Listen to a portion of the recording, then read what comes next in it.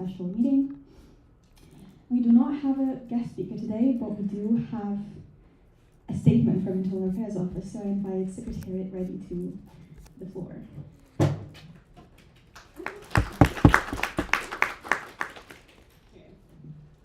Hi everyone. So I have a little bit of a speech here that I prepared, and it started off with being 4 pages long, but I know that you guys don't want to stay here forever, so cut it down to 2 pages.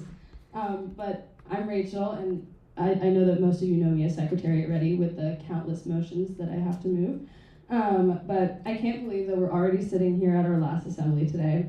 It didn't just hit me today, though, that this would be the last one. It's actually been at the back of my mind for the last few. The first time it really clicked, though, was when we had assembly all the way across campus in McLaughlin Hall. I don't know if it was because the room was so small that everyone was just packed in there together and I could actually see all of you for the first time up close, unlike in Wallace Hall, or that it was just boiling in there and the heat was getting to me, but I remember sitting there and feeling this weird sense of nostalgia, even though nothing had actually ended yet. But since then, I've been kind of dreading this last assembly, but now that we're here, I can honestly say that I'm really happy that, whoever did show up is gathered here today. To our voting members, you are the core of Assembly, and you show up, you engage, you question, you vote, and you carry the responsibility of representing students in a very real way, so thank you for that. I've also had the chance to sit on President's Council meetings, and through that, I got to know some of you just beyond just names on the agenda. I still think about my first President's Council meeting where I somehow got pulled into a Secret Santa, which was fun because I got some really cool owl and star socks that I still wear to this day. But more than that, over time, those small moments turned into something bigger. I went from barely knowing who was who to sharing looks across the room when something came up only a few of us really understood. And in a role where I stepped in while everyone else was already established, those moments really did make me feel seen. And to our non-voting members, the commissioners, I want to say a genuine thank you. You've made the space feel collaborative and supportive, and for me personally, you helped me get my footing when I had to hit the ground running. And there were a lot of moments this year where things felt overwhelming, more than I expected, and so many of you encouraged me to keep going even through all of that. So again, thank you. You made the time and effort I put into this role feel recognized, and I don't think I can fully put into words how much that means to me. And to the executives, other than President George, of course, this will be your last assembly. And I think that's something worth recognizing, honestly. It does take a lot of effort to sit here as an executive. But the support and reassurance I've received from you has also helped me get through every day in this role. And as silly as it sounds, just hearing the words, "you are the Secretariat," at the moments I needed it most, genuinely did help ground me. It really did help quiet out all the doubts that I had and reminded me I was capable of doing what the role has asked of me. And to everyone else in this room, thank you for being here and for participating in student governance. Seeing you all here showing up proves that this work does matter, and it makes everything we do so worth it. I also quickly wanted to thank AMC, SLC, and Marcom's office for everything they've done behind the scenes, and also for fulfilling all my very last minute requests. So thank you very much. But more than anything, before every assembly, I am always way more nervous than I let on. Just hoping everything runs smoothly. And yes, I would be completely wrong not to mention the Journal, who have impeccable attendance at these meetings. They're definitely gonna get their fair share of stories from just sitting in this room, and honestly, I'd like to humbly say you're welcome for that. But this also comes with a lot of pressure before every assembly. I couldn't tell you how many days I've spent working after hours, or sometimes even having sleepless nights just preparing, where the last thing I wanted was to give them even more of a story to write. So I'm glad that hopefully hasn't happened, right? But after this assembly, I'll be stepping into a very different position, going from being deeply involved to sitting as a non-voting member. And as much as this role has been stressful and demanding, I know I'm going to miss it. I'll even miss the confused looks that immediately come my way when something goes slightly wrong, whether I had something to do with it or not. But truly, the reason I was able to carry any of that weight is because of our Chief Governance Officer, Salomia. She has been nothing but incredible. From putting together agendas, compiling appendices, writing minutes, and everything in between, so much of what makes Assembly run smoothly is because of her work. And honestly, there were so many moments where I was supposed to be the one with the answers, and instead, I was the one completely confused, and she would be the one explaining things to me. Whether it was procedure, timelines, or just making sense of everything happening at once, she always stepped in with patience and clarity. Beyond the work itself, it's been all the small moments that I've shared with her too. The laughs, the stress, the moments where everything felt like it was falling apart. We had to figure it out together, but most importantly, every QPR visit after every assembly has meant a lot to me. I really couldn't have imagined doing this role with anyone else. But with that, I won't keep you much longer because again, I know you guys have the same hope as me before every assembly that it doesn't run too long. So I'll just end with a big thank you to you all. I couldn't have imagined a better group of people to share this experience with. Thank you. And we couldn't have imagined a better secretariat than Secretary Ready. All right, we will now move to motion 1, approval of the agenda. The motion before assembly is the AMS General Assembly approve the agenda for the meeting of April 7th, 2026. Are there any amendments to be made? Yes, Commissioner.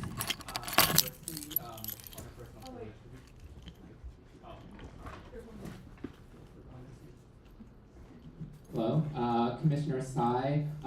Firstly, point of personal privilege. Could we turn on the captions just because this might be a long assembly? I think that will help some of us stay in tune. Secondly, I do want to motion to amend the agenda to move motions 13 to 18 up until, or Straight to the new business? sure, just the 13 to 18 to new business. I don't. Yeah. Okay. Yeah. To the top of new business. Thank you. Okay. All of those in favor of the amendment to move motion 13 to 18 up to the new business before motion 3. All those opposed? Those abstaining? The motion passed. The amendment passes. Any other amendments to be made? All those in favor of the agenda? Actually. All those opposed? Abstaining? That motion passes. Okay, perfect. Now we move to the executive reports. So per policy, these are verbal summaries of their work, followed by the opportunity to ask questions during the question Wasn't focusing period. on them fully. And first we will hear from President George. It's not focusing on them fully. It's getting in another focus. Oh. Well, when somebody needs to speak, we should get someone to just take this. Oh. Oh shit. Yeah, there we go. Thank you, everyone. So I will try to keep this short as I don't want to take up too much of everyone's time, but I am super grateful for being able to provide my first report as the interim president and technically the only report I'll be providing as interim president before stepping in as actual elected president of that year. With this in my report, I did just provide updates on each of the portfolios that I looked over. So with marketing, we have completed the marketing for the next round of hiring for senior management and assistant management with some extra overvaries, which I'll describe more into the HR section. But further, also marketing's been heavily working on the student experience survey. So if anyone has yet to complete that, please make sure to remind yourself, your colleagues, and friends to make sure to complete that as it's been extended to the end of today. And that is a super important opportunity to have input into the advocacy and operational goals and outcomes and decisions that the incoming executive, along with myself, will be making in our goal planning is largely revolved around student experience surveys data. With that as well, communications office has been working on hiring and onboarding their incoming communications director, AK, and so he will start to onboard into that role and continue to onboard into that role. And with that, as well as the supervisor applications have closed for those positions and are now being in interview. Further as well, the blog posts and stuff like that have also been updated and maintained, with specifically the communications office looking at opportunities for open rates and kind of actions we can take in the coming year to improve the opening rate within our blogs, but also our newsletters. And lastly, for the communications office, there's just been the front desk staff, which are being overseen by that office, and so they've been continually to do their work and respond to student inquiries. As well as working with St. Patrick's Day harm reduction content, the communications office did help with that, and also the summer access to the art push. For ORT, we've completed spring leader training, which was held over the last weekend of March. Further with the ORT AMS ORT faculty orientation involvement. I know that's a lot of ORT in one word. Those agreements have been continued in process of signing, and with less than 10% remaining to be signed across faculty orientation leads. ORT is currently continuing its planning and coordination with other facs execs and DES AORT or DISORT and the DDOWG, which is the Dean's Designates Orientation Working Group, to share amazing in coordination. The orientation that's coming up this. Our next portfolio Student Life Center that the incoming head manager has been working tirelessly, Simmergy, with a lot of kind of the end of year promotion or reporting, I guess, of how to communicate to students all the achievements across that, largely looking at the increase in room bookings and also looking at announcing that catering order from the Queen's Pub, and as well launching with that is the 15% off when getting catering from Cogro and 15% off when booking from AMC for videography and photography. So that collaboration is definitely exciting to help see SLC and cross collaborative service sales improve. Lastly, I'll finish off for internal affairs is obviously today's event they've been doing, but they've been working tirelessly with the elections team around wrapping up that last elections period that we just had, but also some of the elections policy pieces that will be coming forward for discussion today. And further with that, the Judicial Affairs Office is working on a couple cases right now, and also the CGO, of course, has been largely working on the AGA, but also helping the board chair and my time as that on the CAGM. With the IT and HR offices, obviously those are the non-student managed offices. They are both just continuing their work with finishing up some end-of-year activities. HR does want to highlight that the record number of applicants for senior management roles, with initially 54, when we reposted a couple of roles and ended approximately 60 applicants, with roughly more than 32 applicants than last year, which was also a record set. They've also finalized the Journey system to help with recruitment, which lends itself to a better streamlined process within the hiring and onboarding. Further, we've already completed the assistant manager hiring, with continuing to do any repostings that are necessary and wrapping up those interviews in time to make sure that they get an adequate transition ahead of the May 1st start period. Outside of that, I'll leave off with updates around my role within the university. It's largely been transitioning into these committees, coming familiar with the terms of reference around the several committees that have been sent my way for attending, so making sure that I'm fully versed on those committees' responsibilities, but also making sure to raise any student concerns with regards to the business. But I will leave it there. Thank you again for letting me to serve as your next president, and I look forward to the new assemblies coming year. Thank you so much, President George. We will now move to Vice President Parissa. Lovely. Hello, everybody. To start, I want to re-emphasize something from my written report, which is that I'm very excited to announce that the resource hub for our resource centers has been approved and will be launching. This is something I felt very passionate about this year because our governance branch didn't really have a physical presence on campus for students to interact with them. And now with this approval, I'm really proud to say that the resource centers and the commissions will be able to better support and provide for students in the Queen's Center upon a successful move and launch by the incoming team. I also want to say good luck to Team Day. I'm very excited to see what you're able to accomplish in your time, and my biggest piece of advice is to show yourself some grace, because it's really easy to focus on how you could be potentially doing more or feel that a lot is going on and you can't handle it, but you can. You were elected for the role, and you're going to do the best that you possibly could. Finally, really excited to be done with this job, but I am going to miss it. I learned a lot about myself, and this job made me actually realize what I want to do with the rest of my life, which is kind of a crazy thing to say, but despite the hardships I may have faced, I'd be lying if I said I don't look back and wish I could do it all over again. So thank you very much for letting me be your VPUA. Thank you, VPA Parissa, so much. We will now move to the observer members, and we only have Rector Boychuk-Held here today. We can get a mic. Oh, yes. Yeah. We will start then with Seneca Caucus Chair Conner. Sorry. If there's... Oh, the board chair. Yeah. Vice Chair of the board, Ali. Yeah.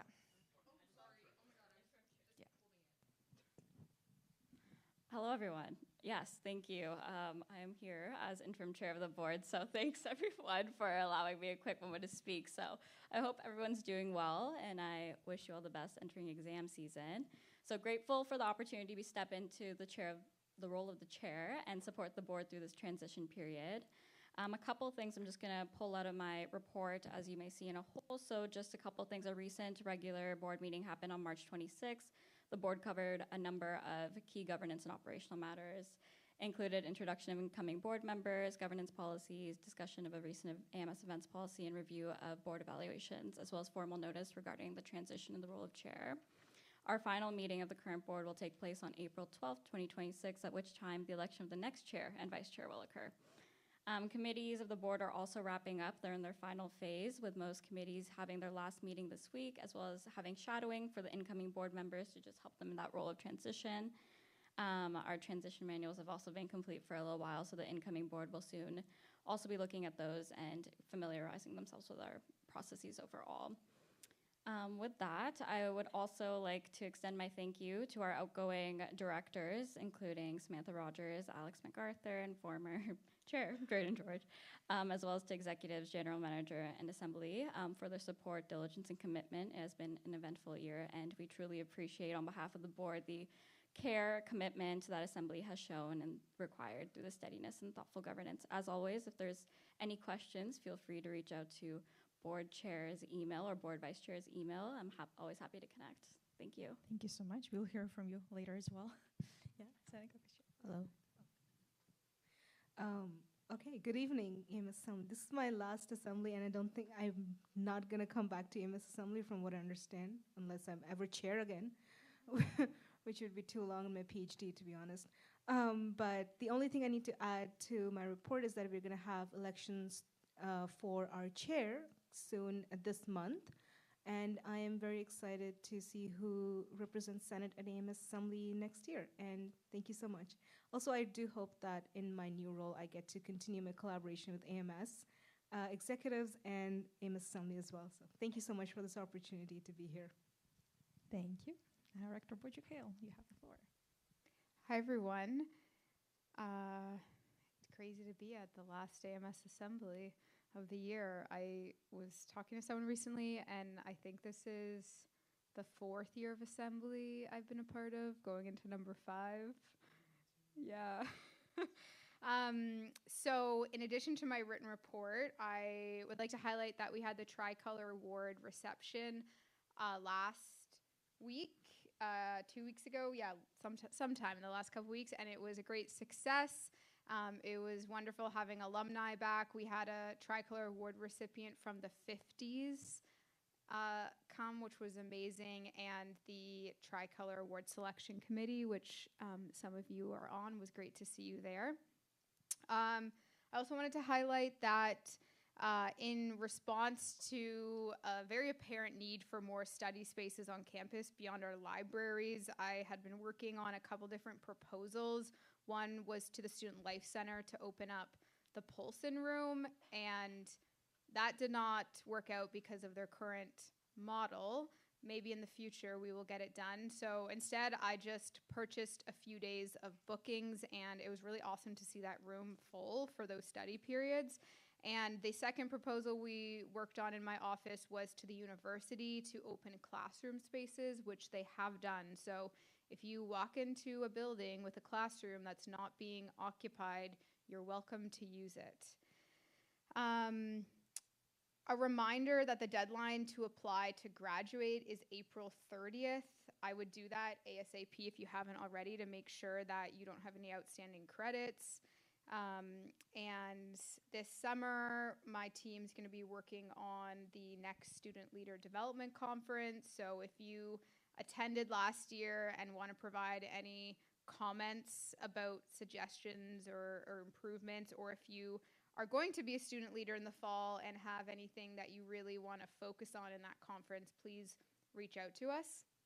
And I'll also be working on my transition manual because there will be a rector election next school year. And finally, I just want to say congratulations to all of you. It's been a pleasure. I know that sounds cheesy working with you all, but I truly had a great time getting to know you. and whether you accomplished everything in your goal plan or not, I hope you walk away feeling really proud of what you've done and how you've responded to students and campus events, and that you've learned and most importantly developed some very meaningful relationships. And if you ever need anything from me, I'm always around, so don't hesitate to reach out, even if it's in the summer. I will be here. Thank you. I hope we're not missing a RESOC president or anybody else today, actually. Okay, now we can move to statements by students. So statements may be made by any member of assembly who has, or member at large who has paid their AMS membership fee. Some statements are required by policy, for example, some committee chairs, as noted in the agenda, and we will start with Chair of the Student Activity Fee Review Committee, Secretariat Ready. Hi everyone, Secretariat Ready. No crazy updates for me. I worked with the accounting team to help finalize the fee slate to submit to Queens, and that's about it. Thank you. Thank you. Now we invite Chair of the Ad Hoc Ratification Appeals Committee, VP Parissa.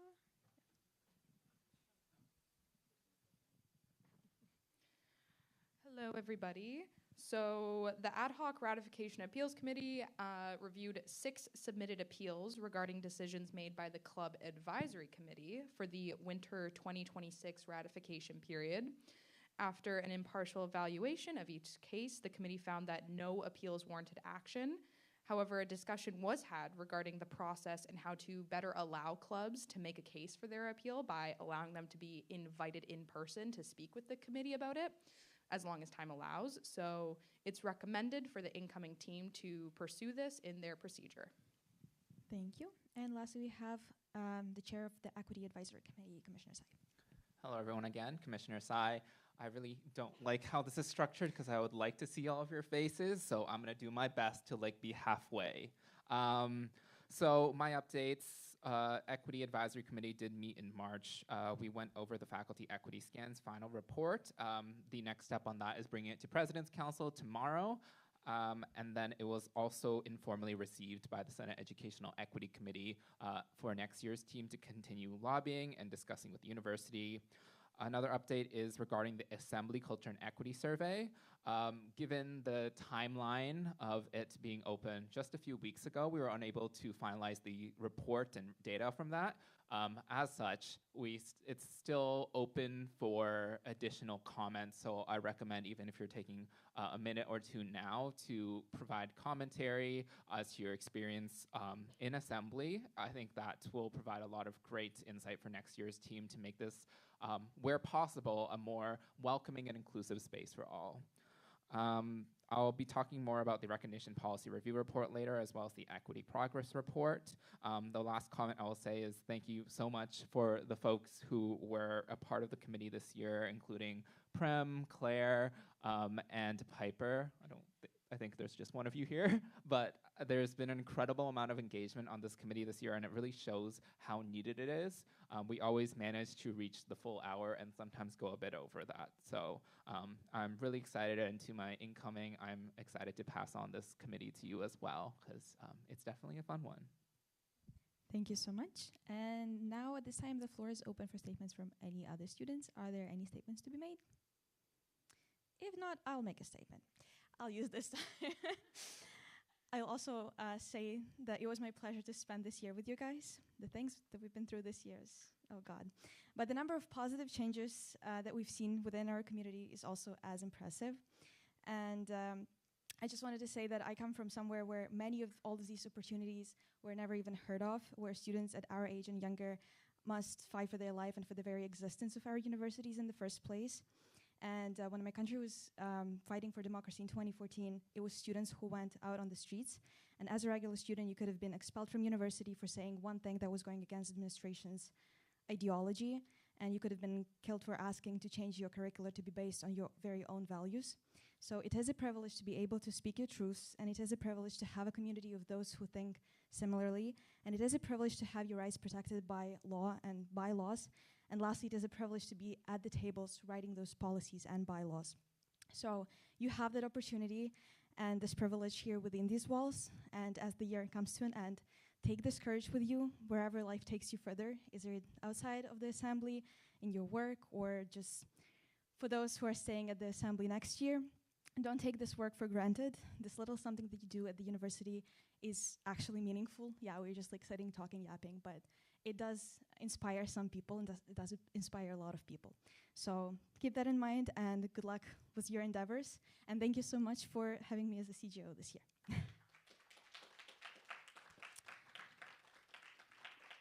Thank you. And we'll now move into the question period, and the floor is open to any questions that you may have, if there's any questions. If not, we are moving to the new business, and we will start, the approval of minutes. Never mind. We will now consider motion 2 that the AMS General Assembly approve the meeting minutes for the meeting of March 24th, 2026, as seen in Appendix A, moved by Secretary Reddy, seconded by CGO Forbatso. Hopefully everyone had a chance to look at the minutes. Any speakers for or against? All those in favor? All those against? Any abstentions? This motion passes. All right. And now we move into the new business. And we will first consider the motion. We don't have secretary. Not 12. It was 13 to 13, sorry. Never mind. Right. We will enter the ratification period of the agenda, and as a reminder, the person being ratified has up to 2 minutes to introduce themselves and address the Assembly on matters relevant to their ratification. The Assembly can ask 3 questions that are relevant to the appointment and restricted by the Assembly policy. At least 2 out of 3 questions must be posed by and reserved for voting members of the Assembly. So we will now consider motion 13 that AMS General Assembly ratify Rachel Reddy as Commissioner of External Affairs for the 2026-2027 academic year. Moved by Rachel Reddy, seconded by CGO Forbatso, and I invite the mover to speak on the motion. Hi, everyone. Secretary Reddy and incoming Commissioner of External Affairs, hopefully. I am really passionate about policy work, and I only came to know that through my role as Secretariat. Working in student governance, really opened my eyes to the impacts that you can have when you, even if it seems small, when you're doing the work, really it does help touch a lot of lives because, at the end of the day, we are a full house, even though right now we aren't. But in general, we are a full house, and the work that I do, working with policies day in and day out, really does help people. And moving into this role as Commissioner of External Affairs, I really want what my main goal is to increase the visibility of student voices in political settings.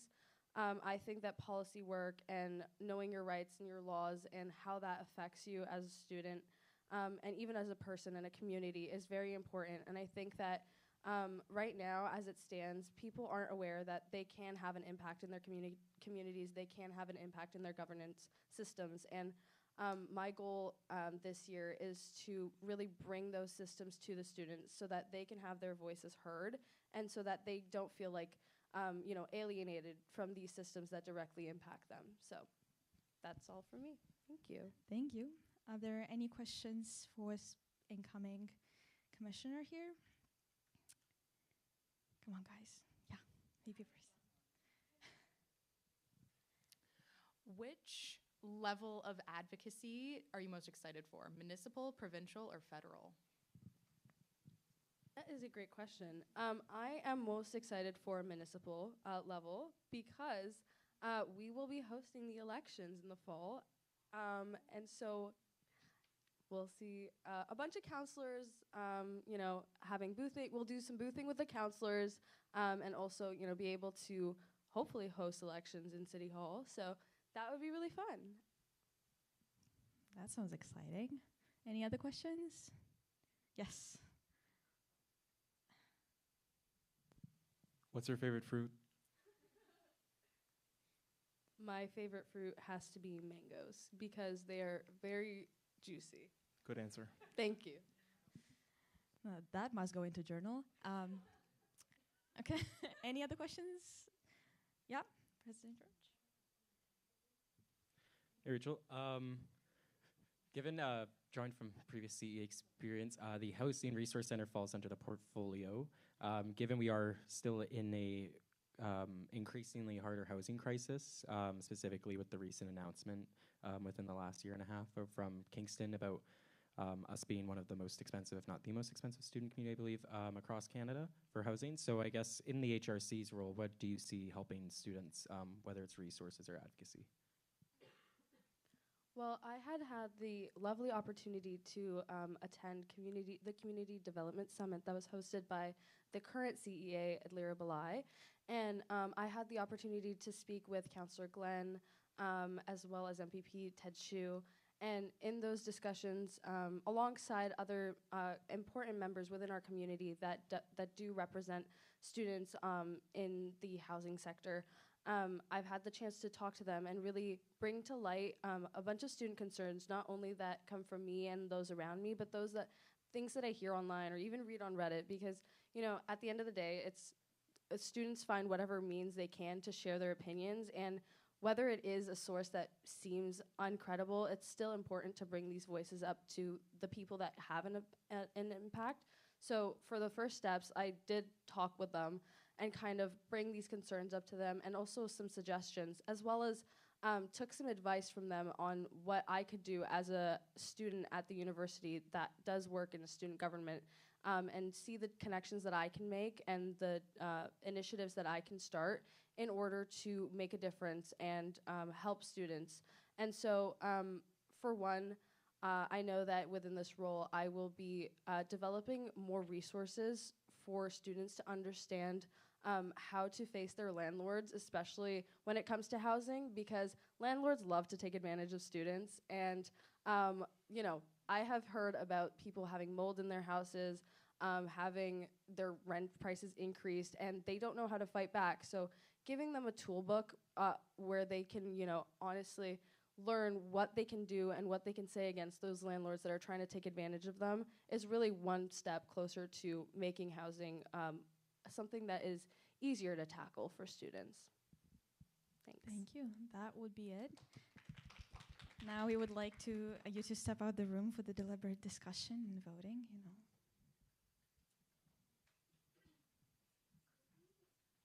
Yeah?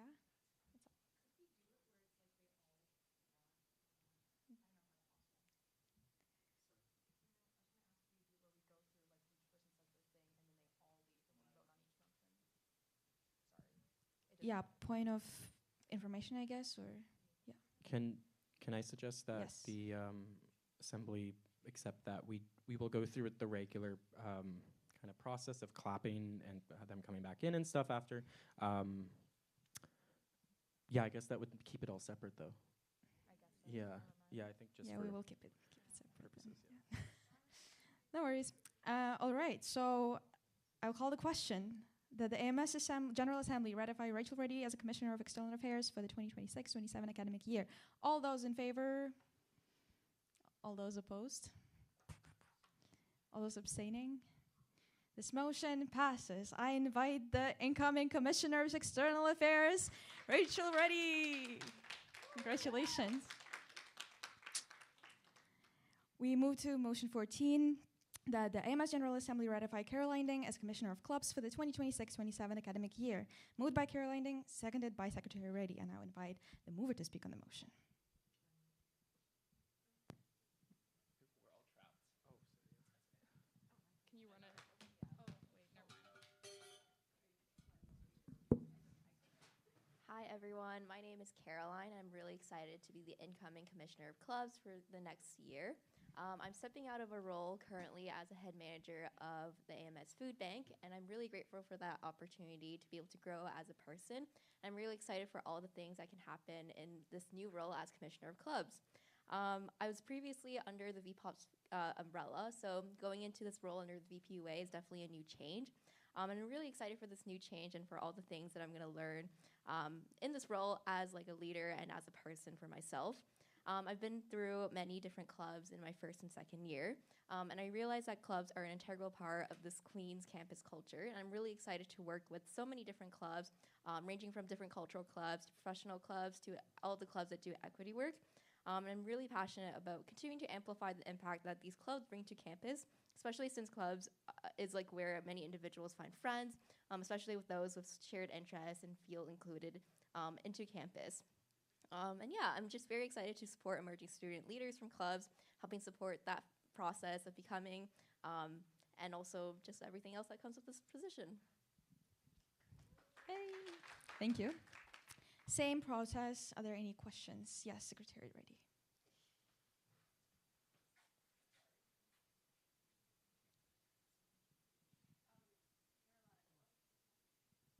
Hello? Okay.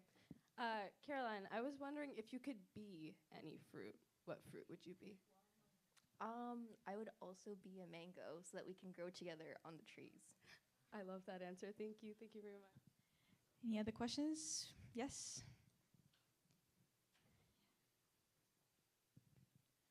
If you had to give a 20-minute TED Talk on any topic, what would you give it on? I would give it on the current prison system in Kingston and everything about that. Very interesting. Wow. Bravo. Any other questions from voting members? Yes.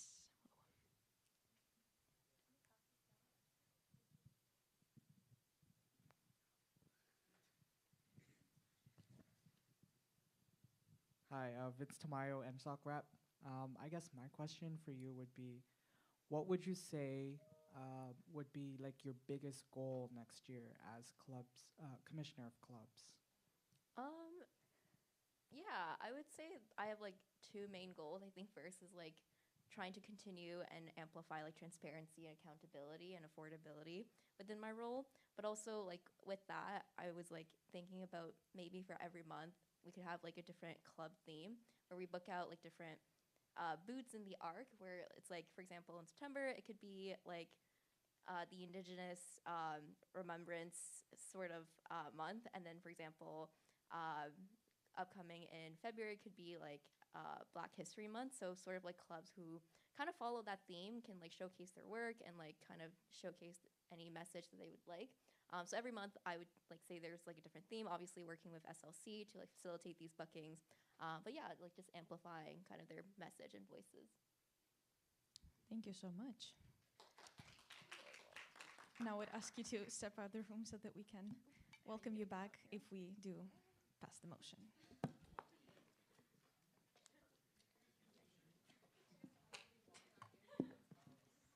Sorry, guys. You can just wriggle. You're fine.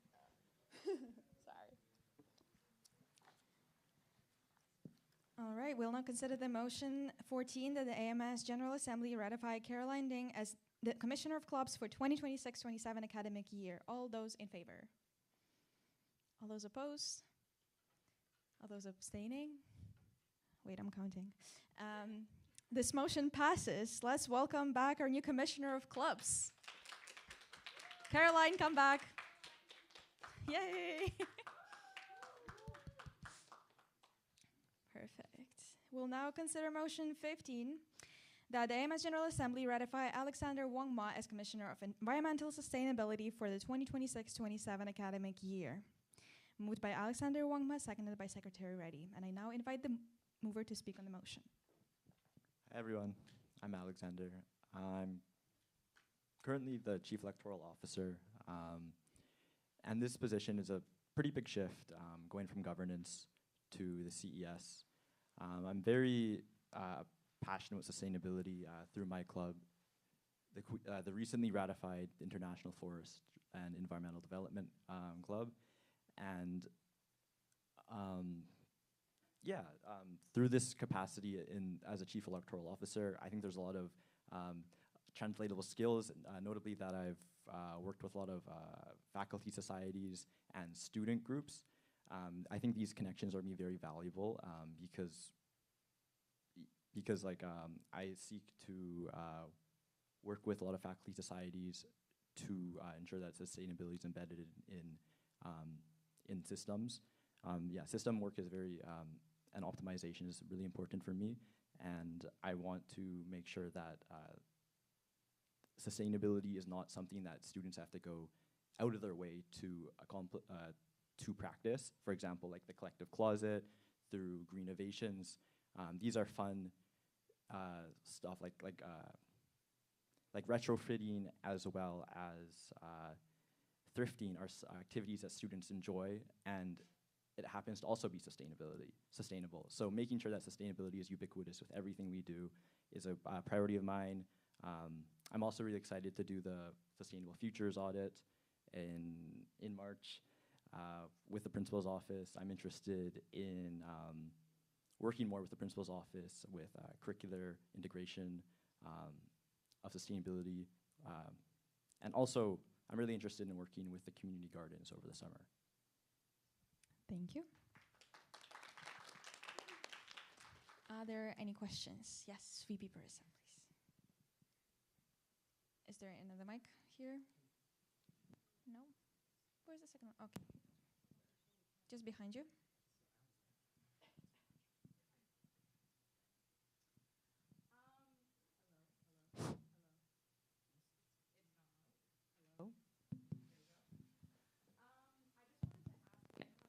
Experience in policy, is there any?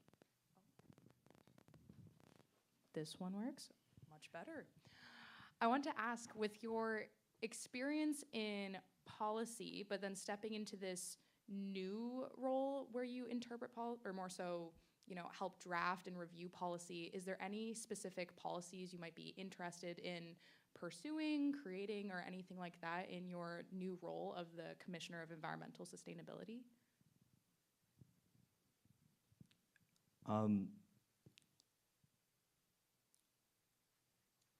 In terms of policy, I would say that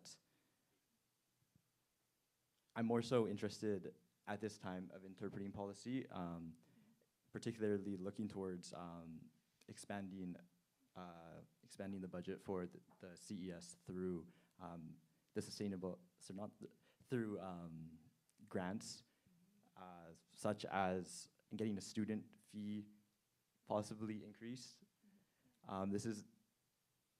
I don't want to speak too much towards that, but I think I have a firsthand experience in that, so I'm excited for that. Thank you. Another question, our CRO. Alex, I'm here. What is your favorite fruit? Oh, I would say mango, but I think we've heard a lot of those, so I would say green grapes. Good answer. Mm-hmm. That's good. Yeah, we have another question from all the way back up there.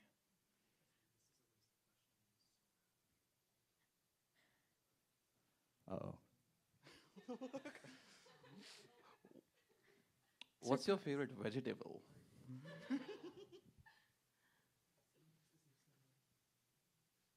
I like a lot of leafy greens. Yeah, like cooked leafy greens. This is very green for sustainability, commission. All right, thank you. That exhausts all the possible questions. I now invite you to make this run walk up the stairs.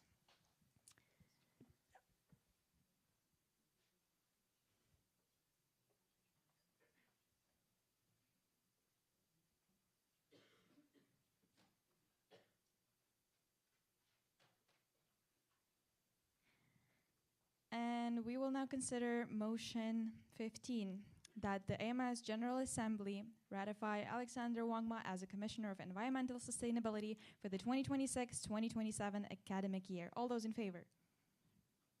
All those opposed? 1, 2, 3. Oh, God. All those abstaining? This motion passes. Welcome back, our Commissioner of Environmental Sustainability. Alex, come back. Alex. He'll come back eventually. Okay, yay! We will now consider motion 16 that the AMS General Assembly ratifies Samantha Rogers as Commissioner of Campus Affairs for the 2026-2027 academic year. Moved by Samantha Rogers, seconded by Secretary Reddy. I now invite the speaker to move to Hi everyone. the mover to speak on the motion. Sorry. Hi everyone. I'm Sam and I'm in my third year of heart science, and I was born and raised in New Zealand, but I moved here to go to school in Canada. And I'm super passionate about this role because I'm really passionate about the international affairs, and maybe a bit of a bias here, but I really like to help see this portfolio grow through like the international mentorship program, because like coming to Queen's as an international student, I know that AMS made me feel really at home and like I was a part of a community. And this is something I'd like all international students to experience. And another part of this portfolio that I'm really passionate about is event sanctioning and trying to streamline it as good as possible to make it as accessible for students as possible and just show them that they're always supported by AMS and that we're by students for students. And yeah. Thank you. 3 questions. Remember, 3 very valid questions. President George, please.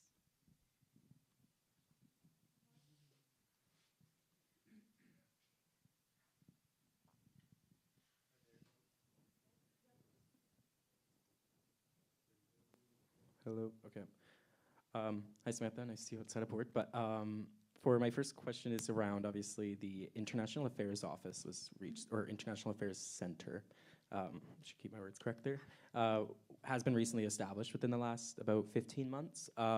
So I guess within regards to kind of making sure there's, of course, the mentorship program, but what do you kind of see as further expanding or building the capabilities of the international affairs portfolio for the AMS? I would love to do more collaboration with Quick. I personally love the Quick as an international student. I find them so inviting, and I feel like this is a big like untapped potential of a collaboration between AMS and the university that we can unlock. Like they do really good like cooking with international, like they do different cuisines like monthly, and I feel like we could definitely get into that. Yeah. Perfect. Thank Another you. question, VP Parisa. Hey, Sam. My question is something that students have been hoping to see for a while now is, those events back on campus hosted by the AMS. So I'm curious, do you have any new ideas or new events that you might want to pursue in the following year? I would say we're trying to bring back the concert one, which we've been working really hard on. So I would say definitely encouraging that would be really cool. And just doing more collaboration with like our students and the international students, doing like downtown coffee workshops or just more like campus events in general. Yeah. One last question. Yes, Commissioner. Hi, Sam. So the Commission of Clubs and Campus Affairs requires a lot of collaboration, just given our scopes. So what are some ideas that you want to ensure that collaboration between the Commissioner of Clubs and Campus Affairs, given that most of our clubs go to us, to me, for event sanctioning, even though that's not really true? Yeah, I do like some promotional videos to show them like where students can go and like what the difference between the 2 portfolios are. But like Caroline was saying, how she would like to raise awareness about specific clubs, like for Black History Month in February, I think this could be a great collaboration with the Campus Affairs Commission, and we could definitely help like with marketing for that and also help with like our resources as well. Thank you so much. Thank you. Thank you. You can take a minute. Go breathe some fresh air. Yeah. All right, and we'll now consider motion 16 that the AMS General Assembly ratify Samantha Rogers as Commissioner of Campus Affairs for the 2026-27 academic year. All those in favor, raise your placards. All those opposed? All those abstaining? Damn, COMSA, what the heck? This motion passes. Welcome back, Samantha Rogers as Commissioner of Campus Affairs. We will now consider motion 17 that the AMS General Assembly ratify Ravneet Kaur as Commissioner of Social Issues Internal for the 2026-2027 academic year. Moved by Ravneet and seconded by Secretary Reddy. I invite you to speak on the motion. Hi everyone, my name is Ravneet and I use she, her pronouns. I am the current PSC Outreach Assistant Manager, and throughout my journey here at Queen's, I've had a lot of student-facing events that required a lot of support for students, and I think I've gained great insight into what student needs look like on campus, but some of the limitations of these roles were that I feel like I didn't have the platform to actually advocate for students. So stepping into the SIG internal role, I think it's a great next step, and I'm very excited for this. Some things that I hope to achieve throughout my term is better pathways to include input from equity deserving students who are most vulnerable instead of and incorporating them, whether that's going directly to services like PSC or food bank where students are already seeking support, and see how we can incorporate that into our feedback loops, and also creating an environment where equity deserving students feel like more empowered and supported in how their voice is heard. Equity work can be very draining, and it can feel like your voice is not truly always heard and you don't truly have an impact. I want to make sure that these students feel like they have a place, and especially like those who are most affected by the systems they are speaking against. And I also acknowledge like equity like does not exist like in a vacuum. It is something that everyone, even if you're directly impacted or not impacted by equity, like it does influence us and we all have a role to play. So a goal for the upcoming year I have is to stop working in like silos and have a more collaborative approach towards equity. Thank you. Thank you. Questions? Yes, Director Portugal. Hi, thank you. As a side note, Ravni worked for my office in first year when I was the director of marketing, and so I'm very proud, and I'm trying not to get emotional right now because you've come such a long way.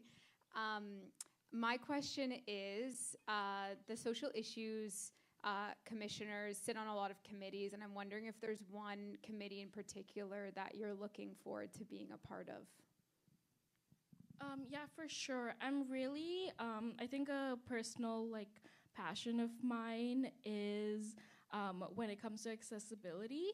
And I know like there's a lot of like push towards having like a like accessibility action plan at the university. So like any committees like related to that, I'm like very excited because I think right now like we have like a lot of leeway and student power in that, and I know like a lot of students have a lot to say too, so I'm like very excited to like champion that at these committees. Thank you. Any other questions?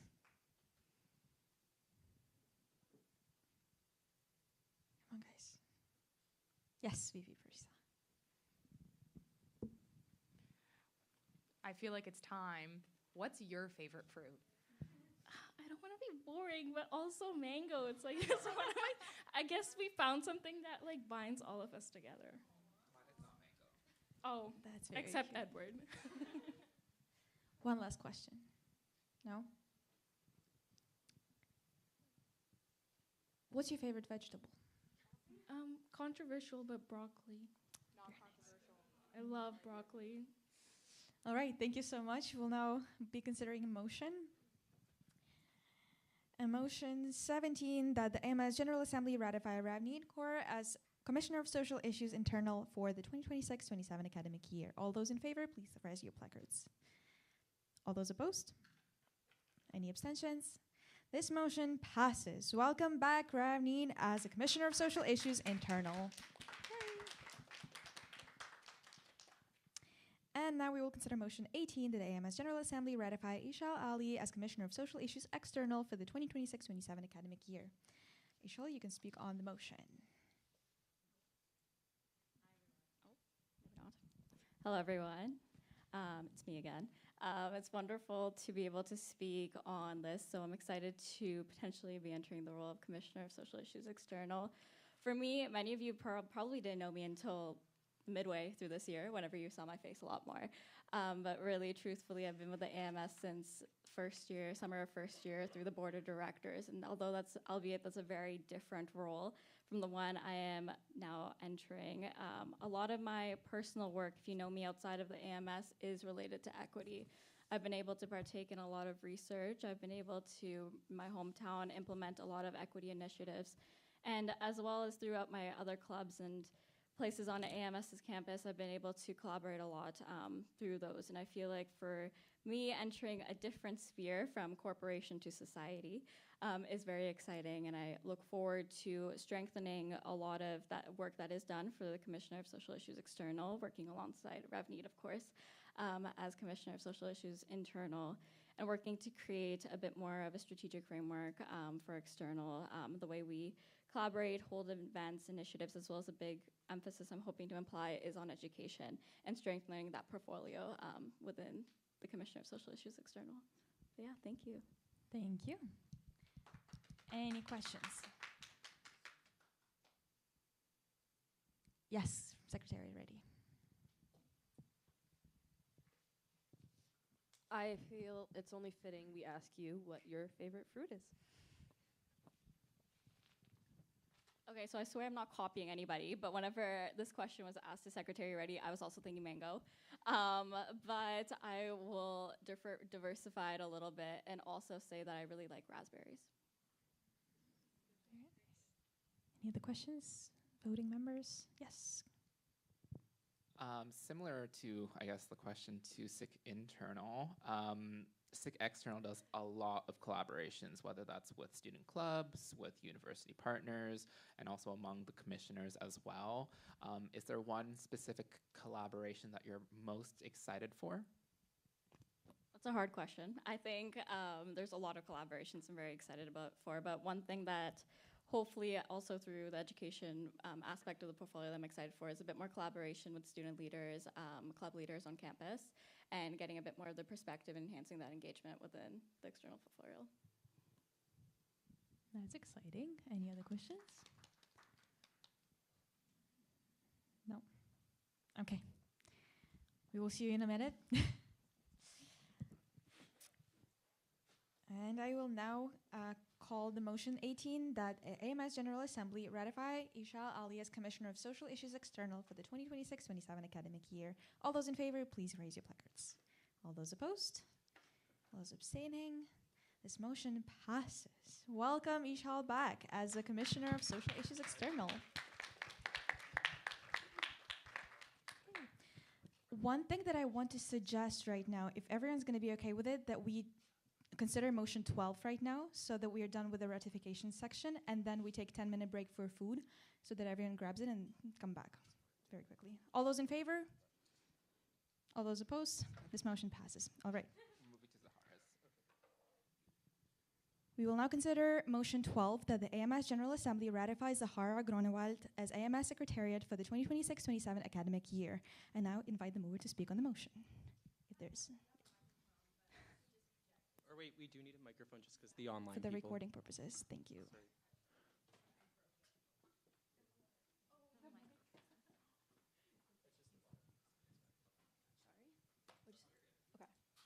Hi guys, I'll just sit over here so I'm not too distracting. Apologies for being late. I misinterpreted the time. That said, it's lovely to meet you all. My name is Zahara. My pronouns are she, her. You might have seen me around campus. I'm quite involved in club life. I'm in my third year of PPE. For those that don't know what that is, it's the Politics, Philosophy, and Economics specialization. So through that, I've been quite involved in the political scene. I'm a part of the Queen's International Affairs Association. I've been a part of that for 3 years as a writer, as a MUN delegate. I've been a part of QMP, which is Queen's Model Parliament. It's been really, really fun. Outside of that, I do Muay Thai, which is like kickboxing, really, really fun. And I do creative directing. So you might have seen me in the creative scene. I feel like I'm quite well known there. That said, I'm really interested and really excited to get involved with the internal office as the possible incoming secretary. I've always been extremely interested in policy, and that was kind of fostered through my desire to go into environmental and maritime law. For those that don't know what maritime, because I feel like sometimes people don't know what that word is basically just law of the sea. It's a lot of policy and a lot of research and a lot of consultation. And so this summer I had the privilege to intern at an environmental consultancy firm, which is basically just policy research, and you work on projects at the client's desire, whether it's for government or civil society. And through that really solidified my desire to get more involved with policy and just policy opportunities on campus, such as the secretary. Some of the things I hope to do, I guess one specific goal which kind of intersects with another interest of mine in equity work is making policy accessible through different languages, recognizing that we have a lot of new coming students where English is not their predominant or mother tongue, and they're still navigating that. And so, for example, working with QUIC or going into QUIC during elections and advocating the importance of using their voting rights is something that I'm hoping to do. Not even just, making policy, whether it's in Mandarin, Arabic, or French or indigenous languages. Not just having that, but also recognizing that law and policy looks different in different places. So making the effort to, break it down and transfer that is really, really important to me. I also hope to, as a leader and managing different managerial positions in the office, to make sure that my team feels supported, heard, recognize that elections are very stressful, not only for the candidates, but those that are facilitating the process. And just being a constant support to them is something that's going to be really, really important to me, and just nurturing that communication with those that I'm working alongside. Thank you so much. Oh, wow. Any questions to be asked to the candidate? Yes, VP Parisa. Hi. Funny story I wanted to share. You were actually one of the first few people I interacted with at the AMS back when I was in ORT and you were an EA. Yes. So it's really awesome to see you come this far, and I've seen your involvement. So this is really awesome to see. My question is, how do you envision in your year your collaboration with the commissions and what that relationship might look like?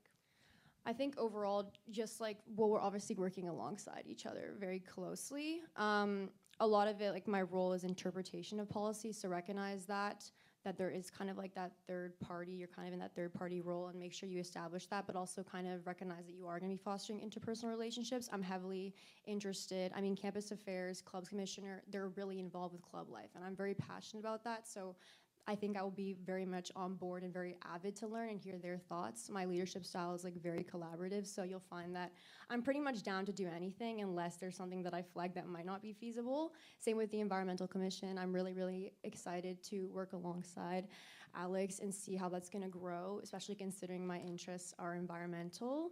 And also equity work. I've been involved with SIC through working under the ASIS Equity Commission, so just being able to work alongside new commissioners and see what they're kind of doing is really important to me. We all have something, important to add to the table, so I feel like just recognizing that and working alongside each other and just having active listening is something that I hope to extend alongside to the other commissioners. Thank you. Thanks. Any other questions? Yes, President George. Hey, Zahara. So I guess for one question of it, Secretariat specific is elections. Of course, election turnout was quite low in the past year. What is some ideas you have around increasing electoral turnout? As I know there's some, you can exhaust all your options, but what are some, I guess, new ideas that you think could be pursued? Okay. I'm not sure if this is new, but I was also an ASIS election coordinator, so through that we had a final meeting asking kind of just brainstorming ways that we could do that. So one of them, for example, is literally hitting demographics that are not voting. The International Center, people are newcomers, they're dealing with so many new things. Not only just, for example, international students, but also refugee students that are coming to Canada. They're so focused on other things, they might not necessarily be aware that elections are happening. So working alongside organizations that have those demographics is the first step that I would do. I would also say not even just have the candidates have platforms to go into specific classrooms, but also bringing people from the internal office and maybe trying to put some time to go in person to those big classrooms where have the majority of the student body in specific departments, and explaining the process of elections, why it's important. That there's specific faculties, I'm sure many of us can say off the top of our mind, that are not voting because they don't see the incentivization, and some of that also comes back to the backlash of AMS.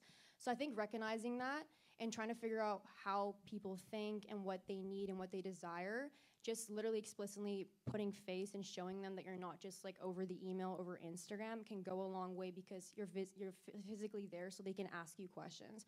I feel like for me, that's not a very innovative answer, but it actually goes a long way, just having your face there and having the space to ask people. So for me, I think that's one of the more forefront things I can think of at this moment. Thank you. Any other questions? Yes. Secretary ready. Okay, hello. Very excited to pass this role on to you, hopefully, obviously. But within your scope as Secretary of Internal Affairs, you oversee 3 different offices, Judicial Affairs, Civic Affairs, and Governance Affairs. So I was wondering, what piece of each one of those offices are you most excited about working on? Okay. Sorry, it was a loaded question. Yeah.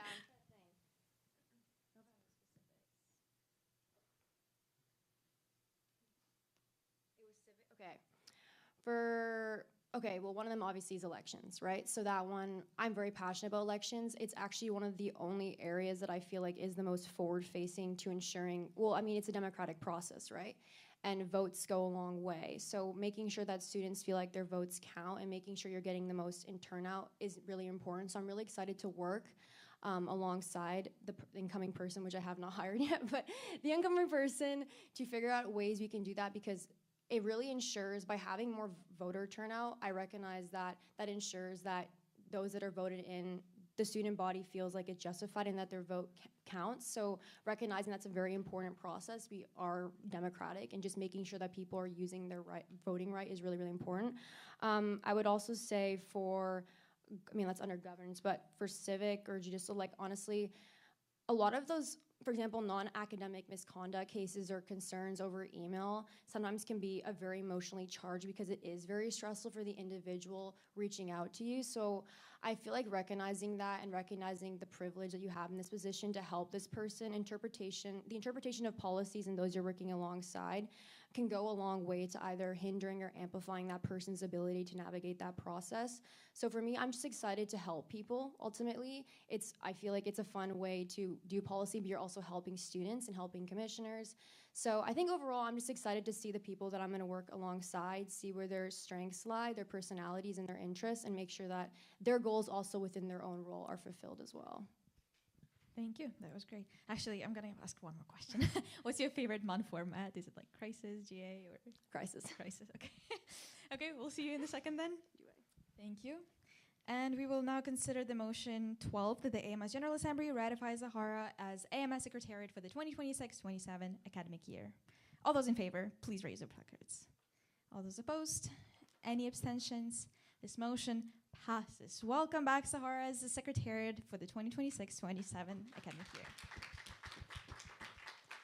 All right, and now we'll take a 10-minute break. We will be back here at 7:08-ish. Thank you.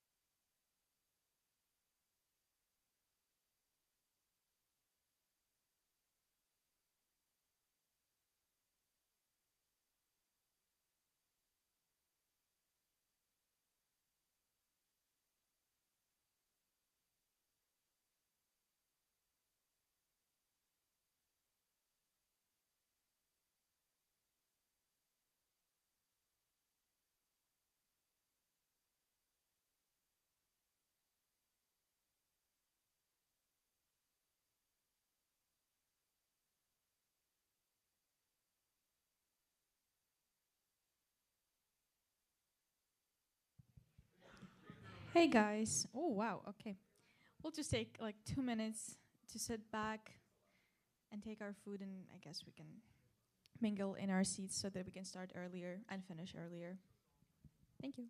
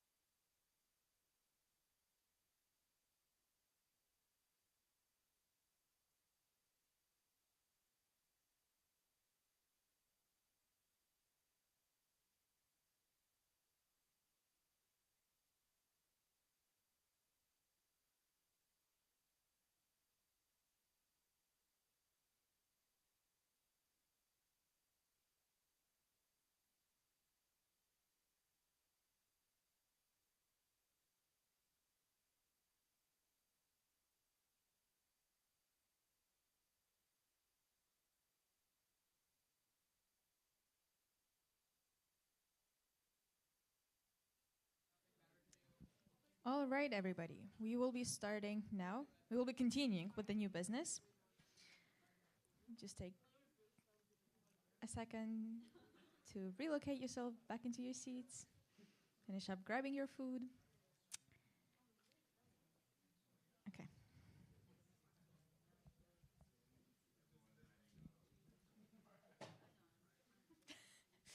Right.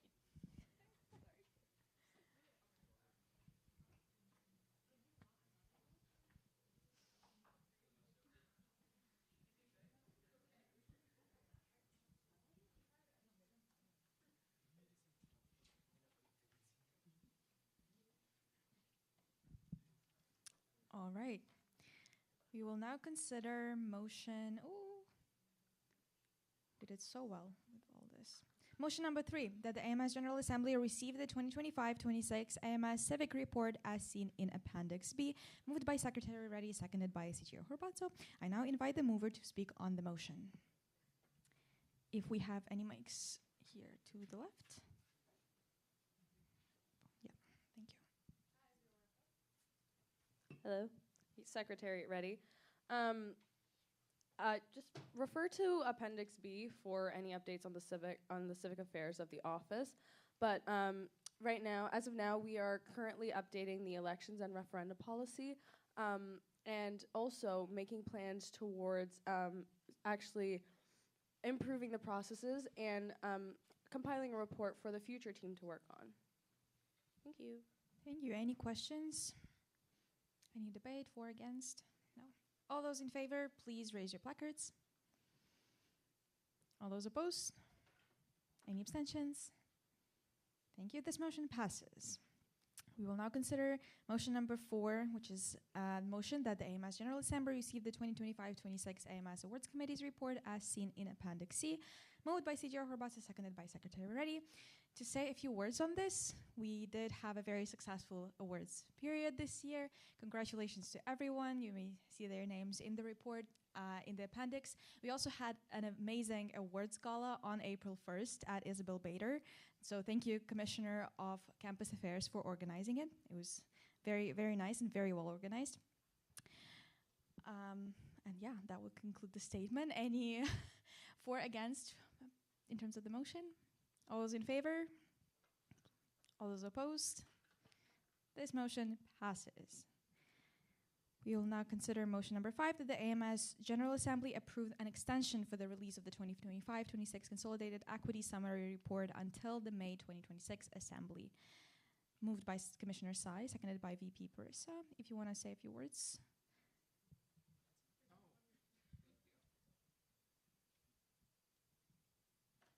Thank you. Thanks so much. There proved to be a lot of, I guess, different conversations that needed to be had at different bodies this needs to be brought to, and given that this is the first year that we're doing equity goals and then equity progress reports and then the consolidated equity summary report, there's also within the board side of things, bringing this to equity working group, which then also reports to governance committee. There's a lot of, I guess, different bodies there, as well as given the senior management burnout that is typical at the end of the March-April year. I've received the majority of the reports, but I'm still waiting on a few others. I'm hoping to extend this so that it either gets brought as an e-vote to Equity Advisory Committee or it's brought to May Assembly, for receiving the report. Thank you. Any statements for or against? Yes, Director Butcher-Kale.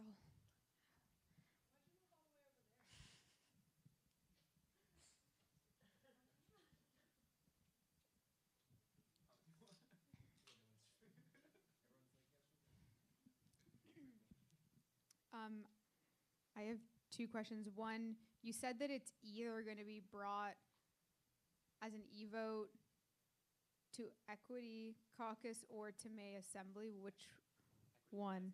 Equity Advisory. So are we voting on the first or the second? I guess I'm kind of open to either. I just know Equity Advisory Committee is amenable to doing an e-vote, but given how we don't have many folks here at Assembly now, I don't know how productive that would be to send an e-vote to the committee at the moment, but yeah. Sorry, I'm just procedurally, are you saying that Equity Advisory has to approve it, or does AMS Assembly? As per the equity policy, it gets seen by the Equity Advisory Committee, and then it is sent to April Assembly for receival. Okay, my last comment would be, for those of you who don't know, summer assembly is closed, and so my only concern with bringing it to May Assembly is that it's not going to ever be seen publicly, so I would just suggest that it at least gets brought again as information to September Assembly. Sorry, to just address that point, I think that's very valid. As per policy, it needs to be made publicly available, so if brought to May Assembly, it will also be posted online around the same time, maybe through a blog.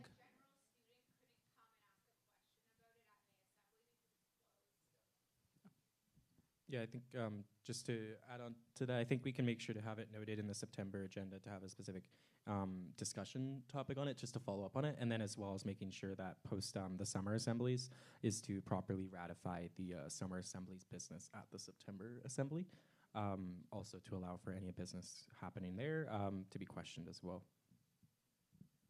Any other questions? No? All those in favor? All those opposed? Any abstentions? This motion does pass. And we'll now consider motion 6, that the AMS General Assembly approve an extension for the release of the 2025-26 Consolidated Sustainability Summary Report until the May 2026 Assembly. Moved by Commissioner Schmidt, seconded by VP Parissa. Hello. I will be speaking to this since Commissioner Schmidt couldn't be here. For very similar reasons such as burnout and being able to actually get all of the reports, unfortunately we do need more time to consolidate all of them into a summary.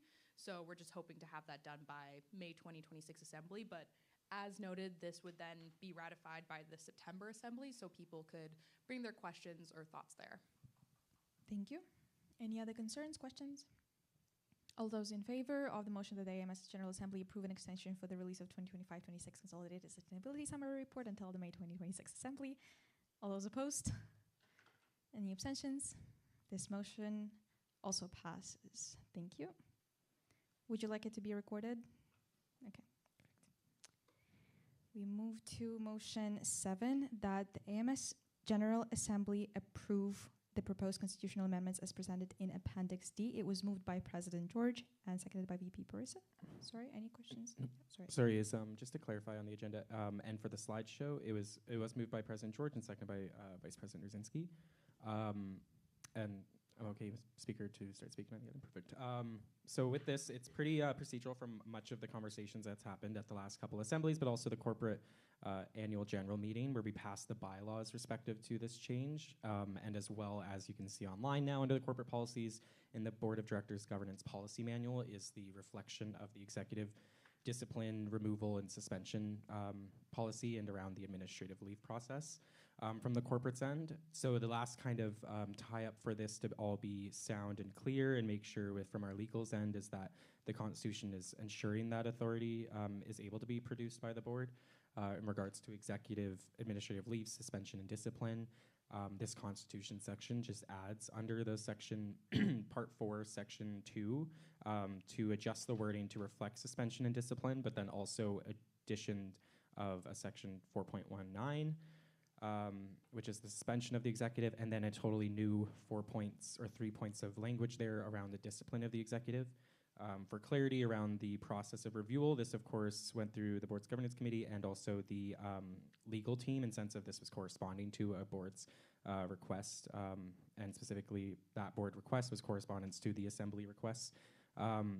So with this, that review has been brought by legal, so the legal team or our lawyer has said that this is the required wording that should be reflected in the Constitution in principle, but curious to take any questions. Any questions? No? All those in favor of the motion that the AMS General Assembly approve the proposed constitutional amendments as presented in Appendix D, please raise your placards. All those opposed? Any abstentions? This motion also passes. And we will now consider motion 8, that the AMS General Assembly approve in principle amendments to election and referenda policy as seen in Appendix E, moved by Secretary Reddy, seconded by CGO Horbato.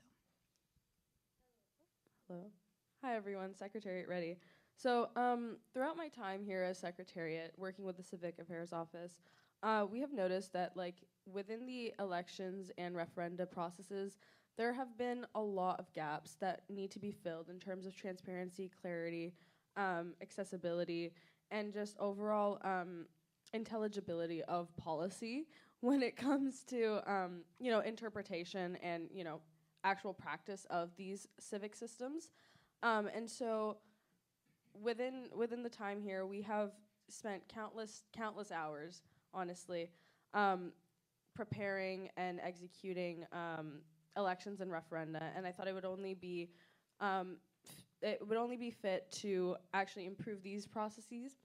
And so today I bring forward a couple amendments to the policy, which you can see in Appendix E. But just to give a brief overview of what these amendments really are is, so for the roles and responsibilities section of the policy, I brought forward amendments clarifying the roles of the civic affairs officers as well as the Secretariat by removing any ambiguous language and undefined terms, and by restructuring provisions for greater precision. They make it clear that the Secretary of Internal Affairs serves in an advisory capacity and compliance monitoring, while civic officers hold final decision-making authority within their jurisdiction. And then further, we also remove the nomination period for electoral candidates as has been discussed throughout this year.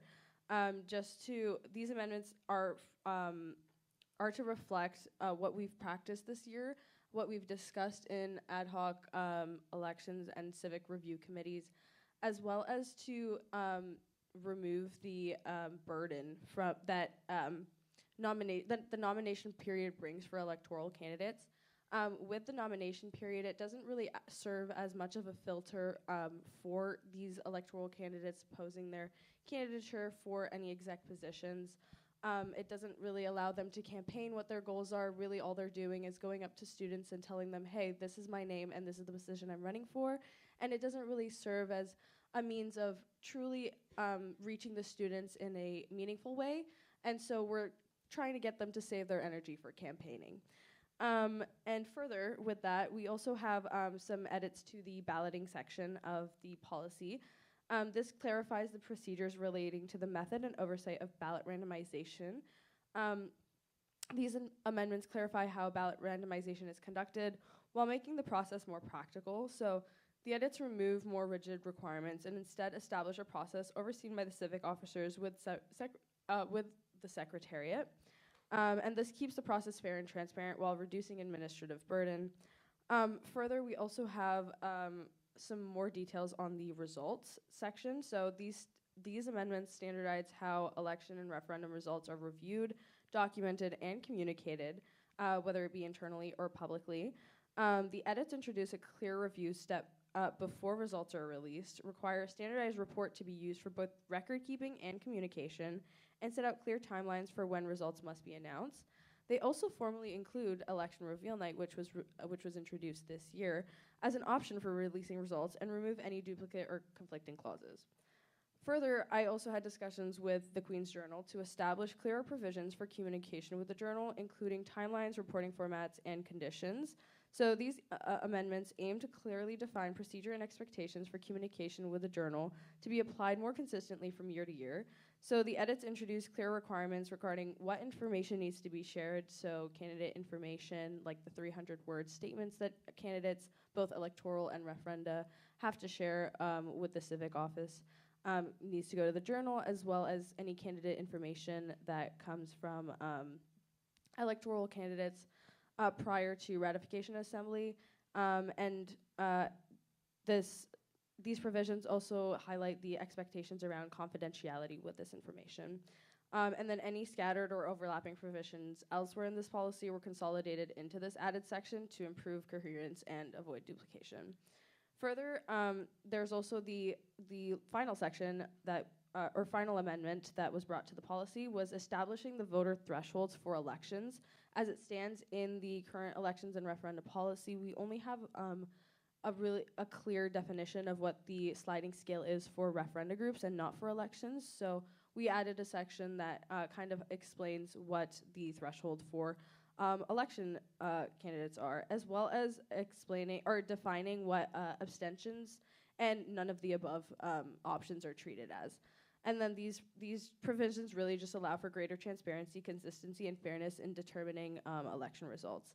Overall, though, I've consulted and worked very closely with both civic affairs officers, who I would like to thank very much for all their hard work with this, as well as the ad hoc elections and civic review committee, and the student activity fee review committee has been aware of like the 300-word statement piece.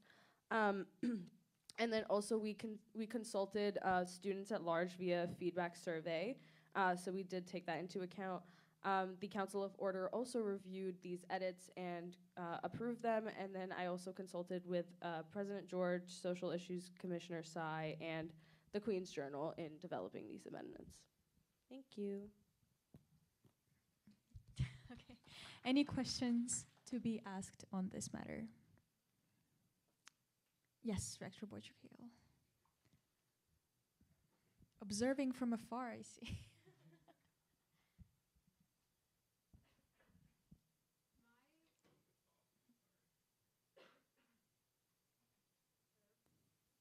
Hello. My question is about the nomination package. Some of you might have remembered last month's discussion about it. I would like to know a little bit more about the reasoning why, because I personally think it's a really important part of our election process for candidates and student fees. As Assembly might be aware, it's pretty much common practice that Assembly members will ratify whatever candidates come forward. It's not their job to determine who's going to get on or off the ballot, but it's more of a process. I do think that having the nomination signatures allows Assembly members to see that at least a couple hundred, whatever the number is, of their peers feel confident that they want this person on the ballot. And so without that, I worry that it's going to be a little bit more challenging for Assembly to determine that and be able to say to students, you might not think this person should be on the ballot, but these many of your peers did, and so that's why we decided to approve them. So I think it's an important measure. The other thing is I also think that it serves an important awareness piece. You are, even though you're not campaigning and sharing your platform, you are engaging students ahead of time and letting them know that there's an election coming up. It's a really great advertisement mechanism. It's what our provincial and federal parties do as well for their elections. And so I don't have a vote, but I would just say I would caution in removing it outright right now, especially in the last Assembly where we don't even have quorum right now and maybe can't have a full conversation, because I do think it has significant implications, as do the other items. Thank you so much, Rector. Basically, the reason why we brought these forward, and the CEO and CRO can comment on it if they want to, so I'll pass the mic over. But the reasons we brought it over initially is just because as I came into the role, the ad hoc civic and election review committee had already had talks about removing it because of the administrative burden during this term. And so it was just something that we wanted to formalize. But again, since we are approving this in principle, and I'm also bringing this to Assembly for consideration, I'm open to any suggestions. But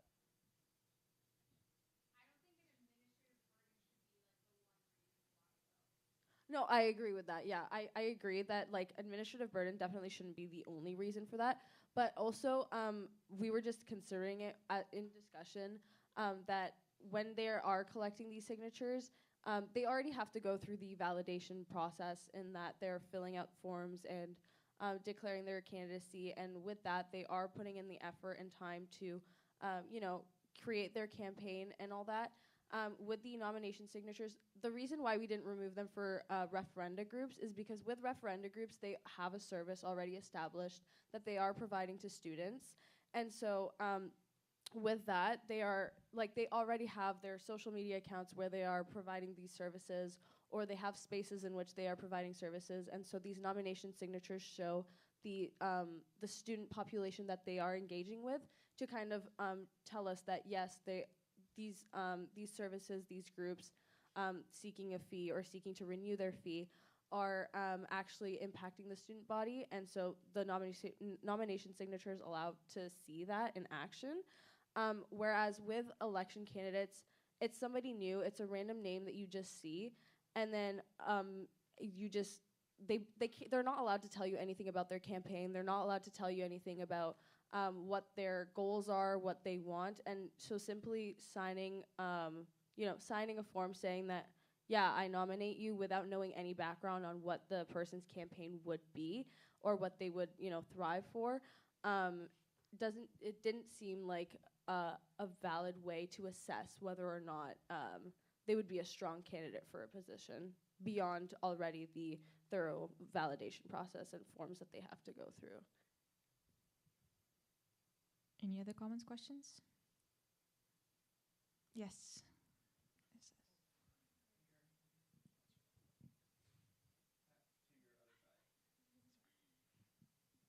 it on? Oh, Claire Nolly, NSS. If this is something that we're just discussing, could we also discuss this when more people are here? I know it's kind of annoying to bring it to another assembly, but if it's something that people have opinions on, then maybe it's something we should bring to a different assembly as well. I mean, these the amendments that I brought have been consulted with, and discussed with the appropriate bodies. But I am definitely like in agreement that if some amendments are like to be discussed further, like for example the nomination period, we can move that to further discussions. Whereas like some other pieces I think are still important to incorporate in policy so that it doesn't get lost. For example, like the roles and responsibilities sections and stuff like that. So if anybody has like if any of the amendments you believe should be discussed further, please let me know, and then I'll be happy to reconsider those ones. But I still think that some of them should pass now so that it just doesn't get lost. So are we changing the motion, or I don't know how that works? Yeah, I could amend the motion just to approve what certain parts of the amendments in principle, but so long as somebody brings up a concern. But for example, I could amend that we consider the nominations piece in future assemblies.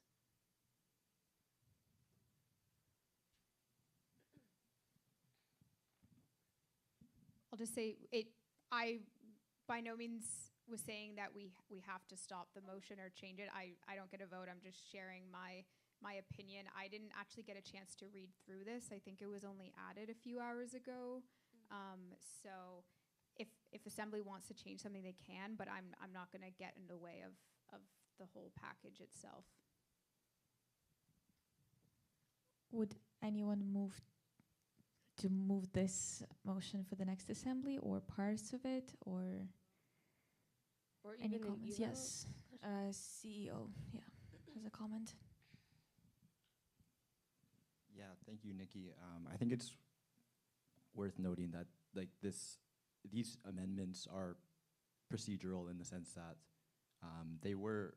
these changes were unanimously ratified in the September 29th assembly. So these changes we made are reflective of that. Yeah, that's all I have to say. Yes, back there.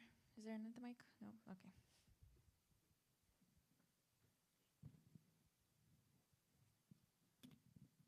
Alexis Paredes, NSHOC Vice President Student Affairs. Sorry, I just want to confirm. So if we're saying that they were approved in September, is this the way that this year's election was run? In most part, yeah. This was the way that this election was run. So we established the clear roles and responsibilities of the Civic Affairs and Secretariat. So there was that kind of autonomy of the Civic Affairs Office, as well as the communication with the Queen's Journal. That was also a standardized practice that we used, as well as the introduction of election reveal night and the fact that there was no nomination period used for the electoral candidates this year. The results and the balloting was also conducted in the same manner. So it's just formalizing those standard procedures into policy. Am I allowed to follow up? Yeah. I'd be interested to hear the elected executive's perspective on this, because as a faculty society, I know we use the nomination period and we make candidates collect student signatures, and I agree with the rector's points on that part, and I'd also caution against removing it entirely without kind of more of Assembly's opinion in this setting. Elected executives, if they have, you have to say something.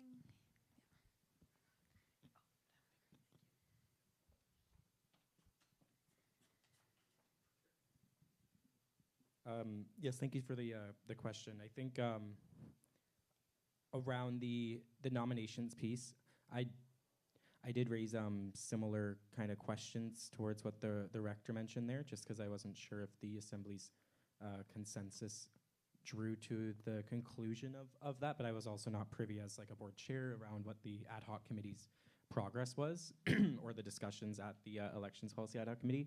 So I do have confidence in that ad hoc committee's recommendation, but however, I do acknowledge and appreciate the need to make sure we're doing this in a proper process.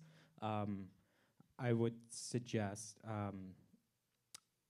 moving this as to get a ballot, a quick Microsoft poll out to all the Assembly members on what the option of nomination should be. Is either A, to remove it outright, be to adjust the candidacy signatures, C, to adjust the timeline to collect signatures, or D, both the timeline and the signatures? Because I think that's the three components that are kind of where we're questioning.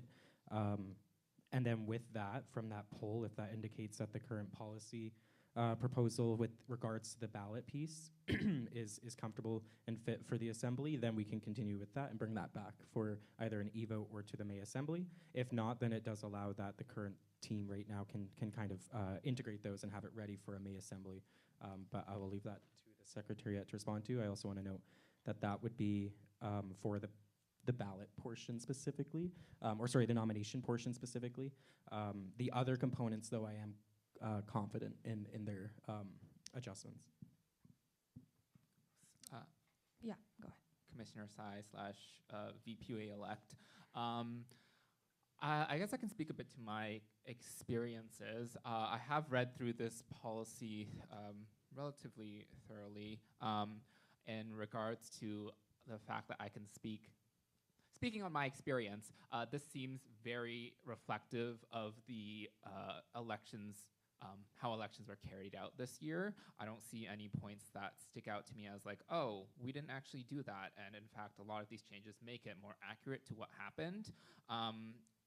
I do hear the concerns, though, around like large changes to nominations. I don't know how many years AMS has been doing that for, and having it brought to a space where we're meant to firstly be a general assembly, and then even among the assembly members as well. There's not that much engagement here. So I guess the other point I had as well was another option per se, which would be looking a bit more at, I guess, what principle are we going at when we want to, include nominations? Because I think Secretary Reddy brought up a valid point around running an election and begging people to say, please sign my thing just by virtue of my name or by virtue of what you've heard about me. It doesn't really, doesn't really support the principles behind a democratic election. So I guess there'd be more, my question is there potential to amend the procedures of that nomination period? If you could, do campaigning during that to collect signatures. Because right now, during that process, it felt like, oh, everyone's watching, we can't mention any single word about our campaign, otherwise someone's gonna flag us and report us. But at the same time, it doesn't make sense to just like have people sign just based on your name. Secretary, oh yeah, Clara, please. Yeah. Just before anyone speaks, sorry. I am so comfortable with amending the motion to consider nominations and any edits to nominations and within the procedures of the civic office to prior to next assembly, and then also bringing some e-votes over to the current assembly members, as they have been the ones to experience the elections period with this current team, and with the current procedures as they stand right now. And so I think I'm very okay with bringing that to an e-vote, and then to be further considered and deliberated. And if you guys have any questions, and also this will be shared in the email, but if you have any questions, like, let me know. I would be happy to like discuss further on any concerns that you have, or any points you may have, or any points or comments that you may have about the nominations period. But again, I think that all the other amendments are, they still stand, and I think I would like to bring them forward, just to reflect transparency and President George. procedure and security. Just a quick note too for that, for the polling portion that I mentioned earlier, and if we can add the option that Edward mentioned in there as well, can that be for making sure to be towards all like incoming and outgoing assembly members? Just and then just to double check e-votes around the time during April, if there's incoming, outgoing, does that entitle incoming to a voting right? Just if they are, they should be sent it, just so we cover our bases there. Yep, sure thing. Yes, NSS President.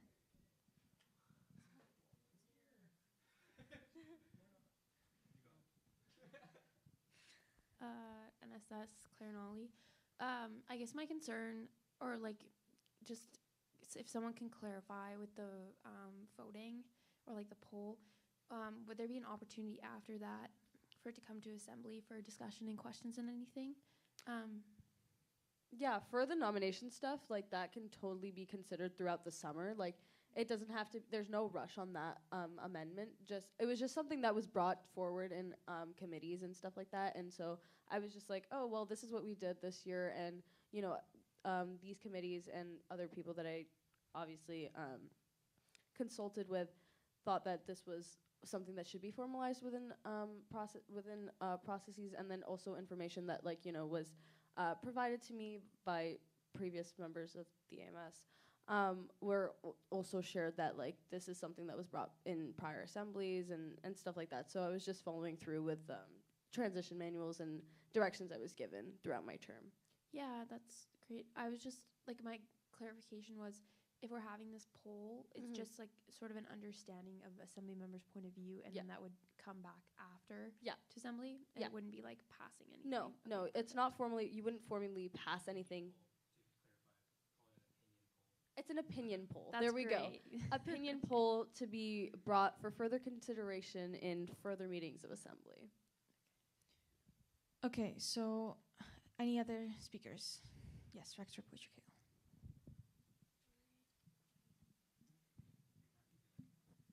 I wanted to say one thing about, because we heard some perspectives about people who did this without a nomination period, and I had nomination signatures, and although you're not actively campaigning, I think there's a lot of power in going out and saying, hi, I'm an engaged community member and I want to help build a better future for Queen's students, and to engage students like that. And I think it's an important piece of power that Queen's students have. So I think that's an important consideration, even if it adds a little bit more checks and balances. I also think it would potentially look hypocritical for AMS executive to stop having nomination signatures while they still have quite a high bar for referendum groups. So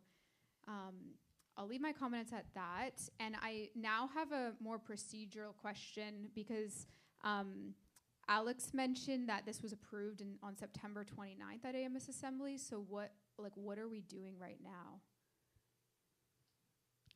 As in, like, what are we doing right now? As in, like, this motion, if it's already been approved from September 29th, what is this motion? So basically, it's actually, like, right now, the appendix, it outlines all the amendments that I brought to policy, so, like, actually adding them into policy, because from September 29th, all it was just, like, saying it without actually formalizing it in procedure and policy. So right now, what I did with the civic affairs officers was actually consolidate that within a policy to make it clear and transparent. Okay, that so makes it's just sense. approving those And then when you amendments. say in principle, does that mean that we could approve it and then you might change some things? No, I wouldn't change it. It was just that was just how I was told to bring the motion forward. But like it would follow those same changes. Okay. Yeah. I'm just curious what in principle means in this case. I could amend it, and the reason why it's in principle as well is because you guys are also sharing your opinions about what I'm bringing. So this allows me to also amend the motion for nominations, for example. So yeah. Okay, thanks. I appreciate it. Yeah. And I didn't realize it was approved in September. Otherwise, I wouldn't No have worries. brought up a different view, because it has been approved by Assembly. So if that's Assembly's point of view, then so be it. That's all right. I think I'm going to go ahead with amending the motion for one. Okay. I'd like to amend to reconsider the portion or the piece on nominations for further consideration and discussion by Assembly, and further to approve the other amendments that were brought to the elections and referenda policy as seen in Appendix E. All those in favor of said amendments, please raise your placards. All those opposed? Thank you. And I will move to, we'll be calling the question, right, for the both. Okay, so motion number 8, that the AMS General Assembly approve in principle amendments to election and referenda policy as seen in Appendix E, except of those about nomination form removal from election policy. All those in favor? All those opposed? Thank you. And now that the AMS General Assembly approved in principle that nomination form removal is considered as an opinion poll provided through Microsoft Forms sent to all incoming outgoing members before May 2026 Assembly with an opportunity to discuss this topic at the next assemblies. All those in favor? All those opposed? Was there a comment? Yeah.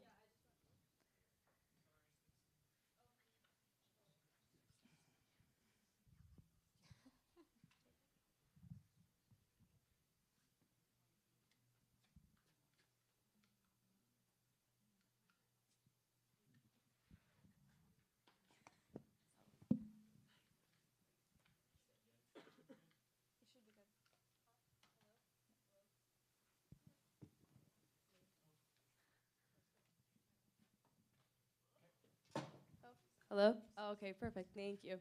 I just wanted to clarify that we are approving, like formally approving and not only approving in principle, the other amendments to the elections and referenda policy apart from the nominations piece.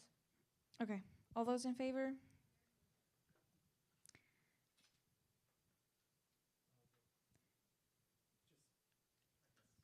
All those opposed? All those abstaining, and motion passed. Anything else on this? Any comments? Okay, thank God.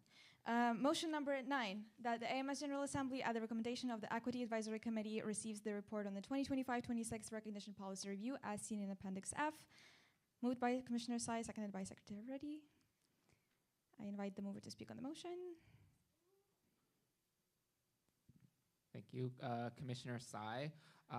Speaking on behalf of the Equity Advisory Committee, the equity policy states that every year we need to review the recognition policy to understand its use and effectiveness under 4 main themes, which include the number and type of consultations conducted, key themes raised during engagement, fairness and consistency in remuneration, and then barriers or issues that arose during implementation.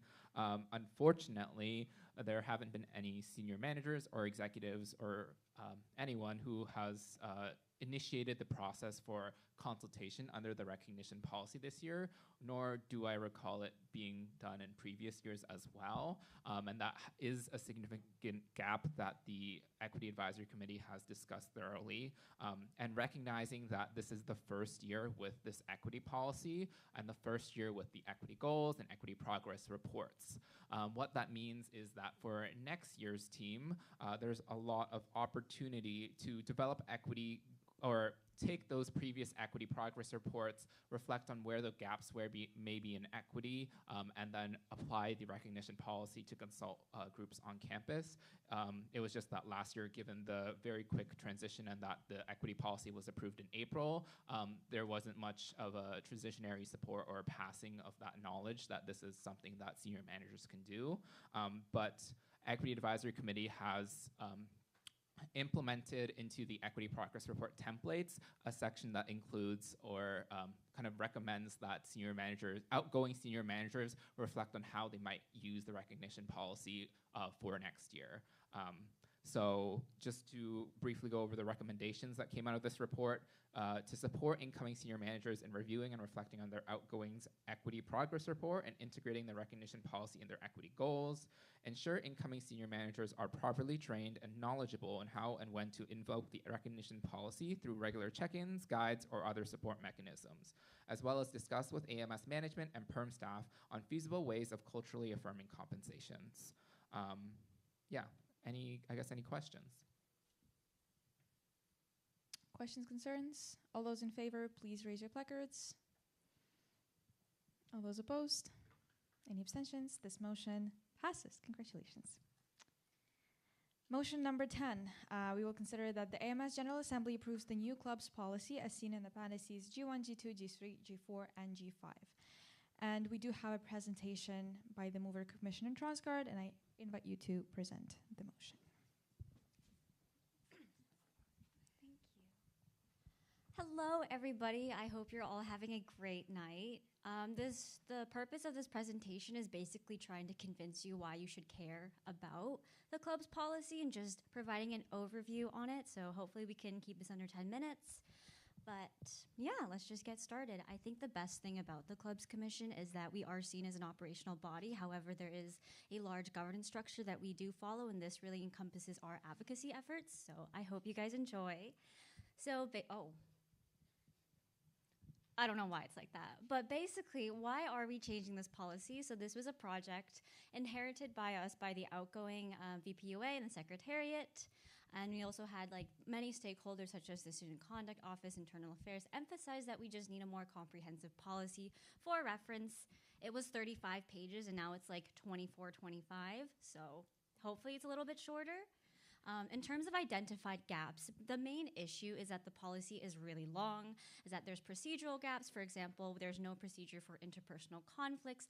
There's an ad hoc appeals committee while it should be embedded in our structure, and there's a lack of support for unratified clubs.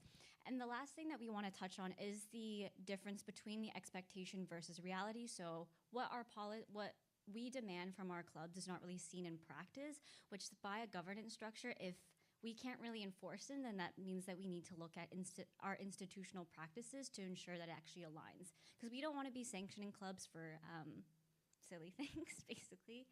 So summary of club issues. So the main club issues that we've gotten from our policy is, for example, clubs don't respond to us within 3 business days. That is actually a thing we could sanction them for. And obviously, that's not really reasonable given that these are students that have their own robust lives and stuff like that. So another thing is like 60 clubs, for example, don't have the membership structure of the 5 executive and 5 general members. They often differ, which means that they would be sanctioned under this policy. 80 clubs, this is the data from our re-ratification from the 25-26 year. So like 60 of them 80 of them had outdated constitutions, which now we have the highest compliance for constitutions, which is amazing. But if we didn't undergo this process, a lot of these clubs would be having to face the consequences. And then, so like basically all I'm saying is that there are so many issues with the club's policy in terms of policy and practice, and we just want to make sure that those actually align with our things. So in regards to our vision, we just want to make it easier for clubs. We want to make it more accessible for clubs. This is our timeline. So we did conduct policy research for other Canadian university clubs, and then we tried to simplify it. We restructured, we wrote parts of the policy, and then consultations.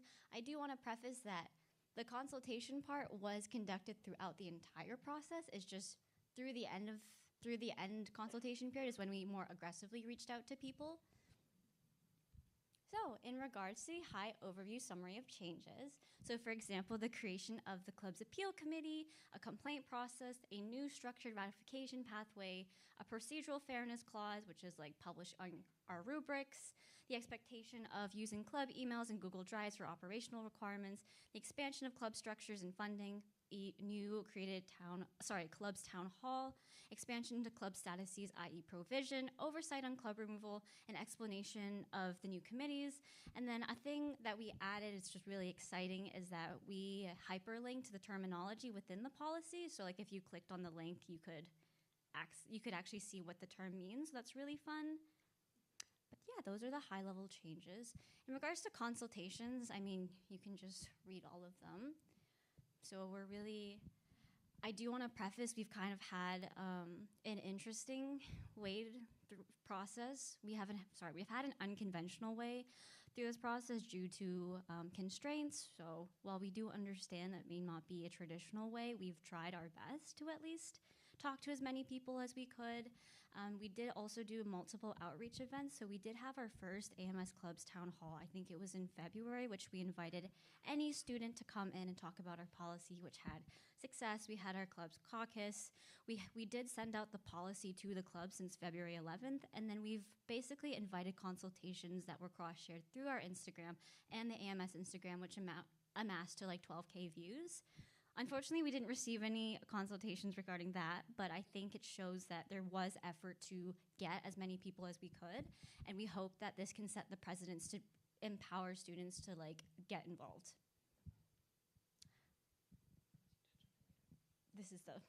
So this is the club caucus vote. This is 24 responses.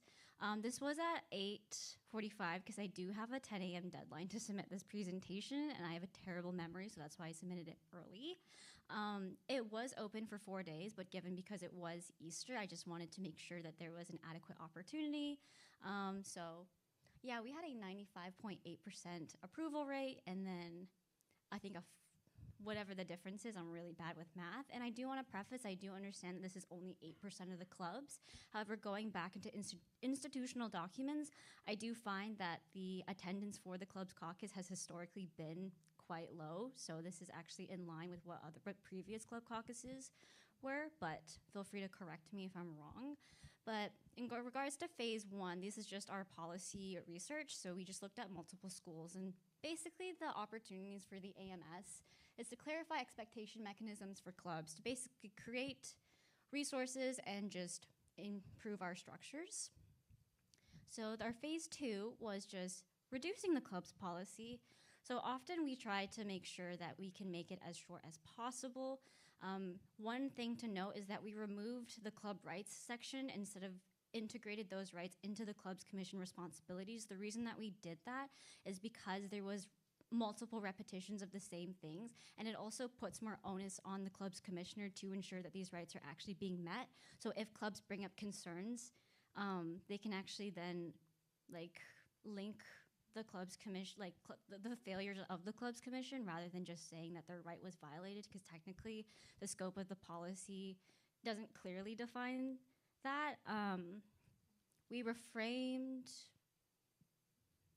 the commissioner's role as upholding and protecting clubs' right within their mandate, and we basically just tried to streamline technology, so maximum 2 sentences, and any times where it did reference another policy, we just kind of said, hey, just refer to this policy, because I'm not an expert at policy, and I didn't want to open that can of worms. So in regards, this is an example of us condensing it. I think it's a bit ironic because we actually are adding more sections to it, so it'll probably maybe be the same size, but this is kind of the intention where a lot of the things are repeated, and we've just tried our best to condense it, so that's kind of the principle of what we've been doing to ensure that people understand this. And then and this is a comparison of terminology, so as you can see, the old policy was very detailed and very robust, and that was very helpful previous years because we relied a lot on the terminology. However, we were able to employ the terminology in the sections and then just provide an overview on the terms. And then on this side, you can just see that these are new terms that we added. So that's really exciting. In terms of the club's policy structure, I want to reiterate that this policy has not changed that much. For example, it's really hard to read.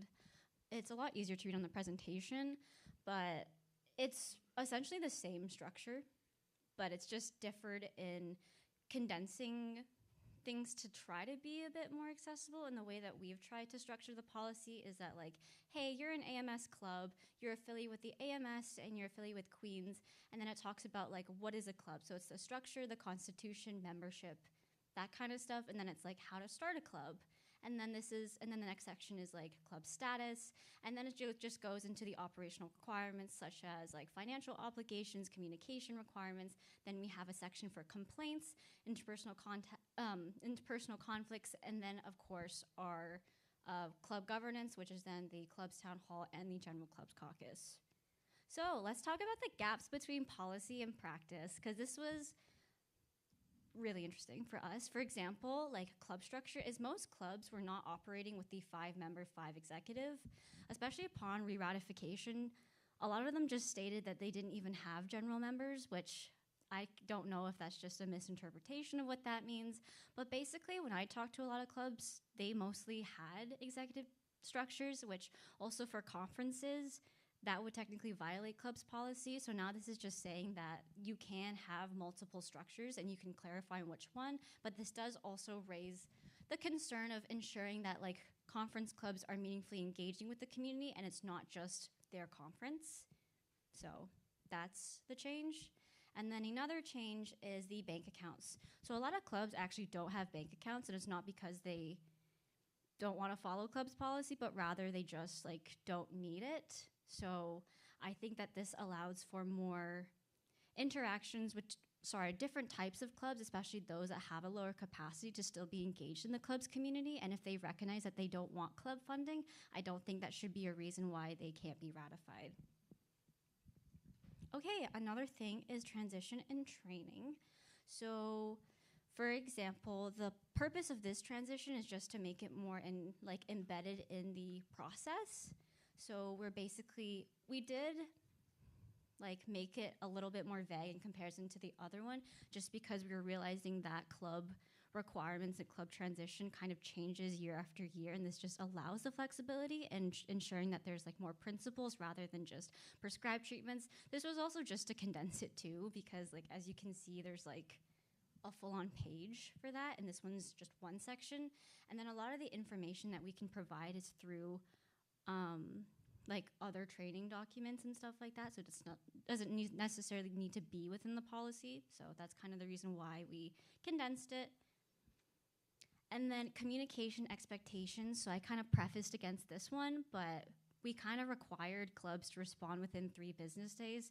There are natural consequences if they don't, for example, if they miss deadlines or something else. So I don't think it's really in the commission's place to be enforcing this deadline, especially because we tried to aim to respond within 48 hours, but obviously that doesn't really work. So there's this weird thing of trying to enforce something, but if we can't meet that requirement, then it comes to a kind of a hypocritical relationship, and our hope is to try to align ourselves and be empathetic of what clubs are facing. Okay, and then this is just the training timeline. So this is just kind of a representation of what we would want the training to look like. So instead of having in-person trainings, which was not very successful, what we're hoping is to provide online modules to the clubs that they'll complete over the summer. This is for all executive teams to complete, and there'll be special ones for event sanctioning or finances, just to ensure that they know what's going on. Because in my experience, when I was an events coordinator, I did not know what event sanctioning was, and that can be a bit intimidating. So we hope to create more accessible modules, and then giving them the freedom to complete them over the summer, and then providing a training, some kind of a training in-person event just to clarify anything, I think is more effective than the current structure. Okay, another gap between club policy and club practices is the idea of merging clubs. So we had many clubs come to us to talk about that they want to merge, and these are just 2 ways that they can do it. This just allows for greater flexibility for clubs to how they want to conduct it, especially if clubs are similar. Okay, so now we're talking about new processes. So in regards to ratification, our system didn't adequately support incoming clubs.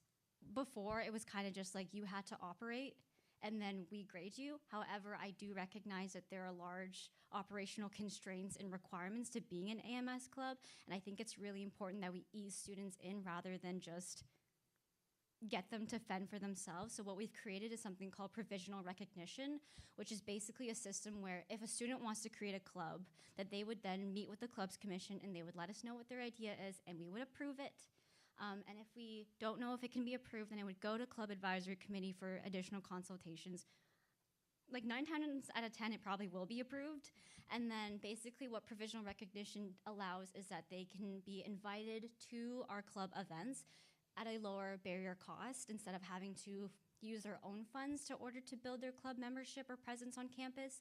And then we'd also be able to amplify them on our channels, like our Instagram. So this just provides clubs prospect groups an opportunity to build their club and get it started. And then through that process, we can teach them how to build the constitution, ways to get membership, so that they're familiar with our practices. So when they apply, or when they choose to apply for AMS ratification, then we can, then they're expected of the operational requirements. And then it also allows clubs to understand that they can just operate by themselves. They don't have to operate with the AMS, so it does give them the students the empower to decide how they want to build those communities, whether that's within or without the AMS structure. So then we have a new process called new and amended ratification. So the only difference with amended ratification is that this is for clubs that forgot to submit the re-ratification, and these questions are more focused on, okay, why didn't you submit re-ratification? What are the steps that basically stopped you? And the reason why we're doing this is just because if you're an AMS club that forgot to submit re-ratification, we're not going to ask you a question of, oh, what are some events that you're going to host, or questions that are related to new clubs, because we already know that they have the capacity to be an AMS club. So then a new procedure, probation. So probation basically allows clubs to fix operational concerns and realign with AMS governance procedures, because prior to this, if they fail, let's say re-ratification, they'd kind of just be on the road to de-ratification, but this allows us to provide educational support to the clubs.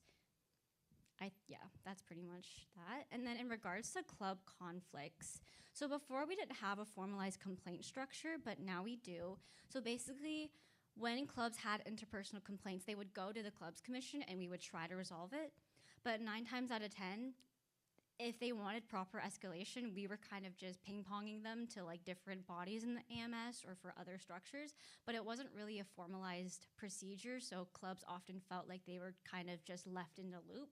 So the creation of the club's judicial committee is basically just an escalation body to provide consultatory advice on how to support these student groups. And then this formalized process just allows students to feel more supported and can understand that we are looking into their complaints and we want to basically escalate them to the correct source. Okay, in terms of operational clauses, so when I mean club funding for all, so what we hope in the next couple of years is that when we have an increase of a student fee and we have more resources, we want to be able to allocate some of that funding to all student groups. This means we want to divide our $30,000 in terms of the club experience grant into more specific subcategories, so then we can accurately nail our eligibility requirements, because often enough clubs do need funding, but however, if they don't meet the specific requirements of the club experience grant, then they're often left in this limbo where they should get funding, but just because of technicalities, they don't technically qualify. So that's basically it, and this is part of our phasing out of dual ratification. We'll go into that more, but that's it right now. In new clause is the activity conduct review. So one of the concerns that we have been continuously heard and what's been brought up through emails and conversations is that some clubs are just not active, but there's no mechanism for us to really figure out why. So often we have students that are trying to be involved in these communities, but often they're not getting responses, and that looks kind of bad on the AMS and the clubs if we're not providing supports and services to our students. So this just makes us gives us the ability to ask the club of figuring out, like, why aren't you running? What are some ways that AMS can support you? And in some cases, if the club is has not been functional for the past couple years, then we provide any educational sanctions and like processes through our governance structure. Okay, another clause is club emails and Google Drives. So a lot of people so an issue that we've had is that clubs often, if they don't get access to their club email, they often just create new ones, and then often that communication is not being passed along correctly through proper ways.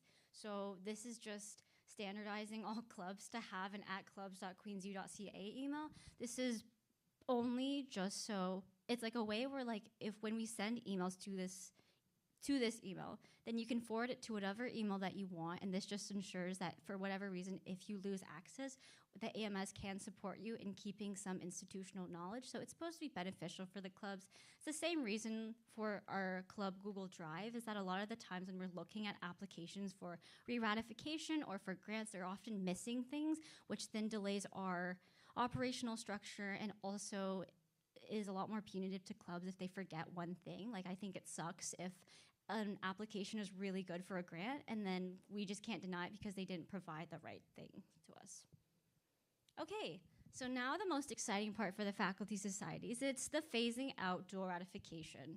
So I have counted that there's 29 dual ratified clubs, and this is the percentage split. And I do want to preface that we've had, in terms of probation, we've had at least 4 clubs that are duly ratified that are up for probation. This just means that they're in compliant with our club's policies. However, this means that this is an institutional issue rather than the fault of a club. It just showcases that it's been an administrative burden and that it is just not productive. So this is kind of our structure of what, again, this will happen within 3 years, so this is not something that we're doing right away. Phasing out dual ratification simply just means that new clubs can't become duly ratified. The ones that stay will remain for 3 years until we can figure out the best structure where they can choose if they want to remain ratified with their faculty or the AMS. So the reason why clubs would love this is because they don't have to walk this fine line of following both policies, picking or choosing, or necessarily having to have the blame of not a clear governance structure, and they can still have access to AMS benefits without having to constantly be scrutinized by both policies that often contradict each other. So most policy violations that we've gotten is that they have incomplete constitutions or their constitutions don't align with what their actual governance practices are, that clubs without a registered bank account have received club funding in the past, which our current policy has stated that you have to receive it. But again, with our amendments to the bank accounts, this will relieve that issue. That clubs do not have a required structure is technically not a club. For example, like NSLOC design teams, if they don't have general memberships, they technically don't qualify. However, that has just been an issue in the past. And then, for example, like conference or competition clubs that are not student run, like they go to external ones, technically violate clubs policy. So as you can see, that clubs are unfortunately like being phased out naturally through this process. So we wanted to take a proactive approach to embed our governance procedures within your faculty ratification. So instead of having to go through 2 processes, you would just go through 1. And then basically, as I said, that our insurance requires clubs to comply with AMS policies. In practice, we don't actually have oversight because, again, clubs are picking and choosing and effectively don't have coverage. So for example, like if your club is not directly affiliated with the organization, like if it runs like a regular club, then it doesn't technically have insurance if it's not duly ratified. Yeah. I'm just gonna jump in here because I have a little bit of background on the insurance piece as well. So when we were talking to our insurance provider about this, our insurance policy is not impacted by these changes to the club's policy that we've brought forward. Similarly to the prior club's policy, clubs need to be ratified in order to have AMS general liability insurance, or FACSOC clubs need to undergo our event sanctioning process, and as long as they do so and abide by relevant policies, then they are eligible for insurance. So no insurance requirements have changed. All FACSOC clubs still undergo event sanctioning, clubs as well, but also following club's policy. Yeah, I think you just wrapped that up very sufficiently. So basically, how would we fix any gaps? Because we're outgoing, and obviously I think trying to embed our governance structure requires more consultation and conversations with the club, with the faculty presidents to ensure that we're not overstepping or that there can be a compromise. So the goal is for the incoming team, I'm looking at you, Caroline, and the VP-elect, sorry, that you will be in consultation of creating these MOUs and creating and fostering those relationships with the faculty societies. So then why can't we just keep it the same?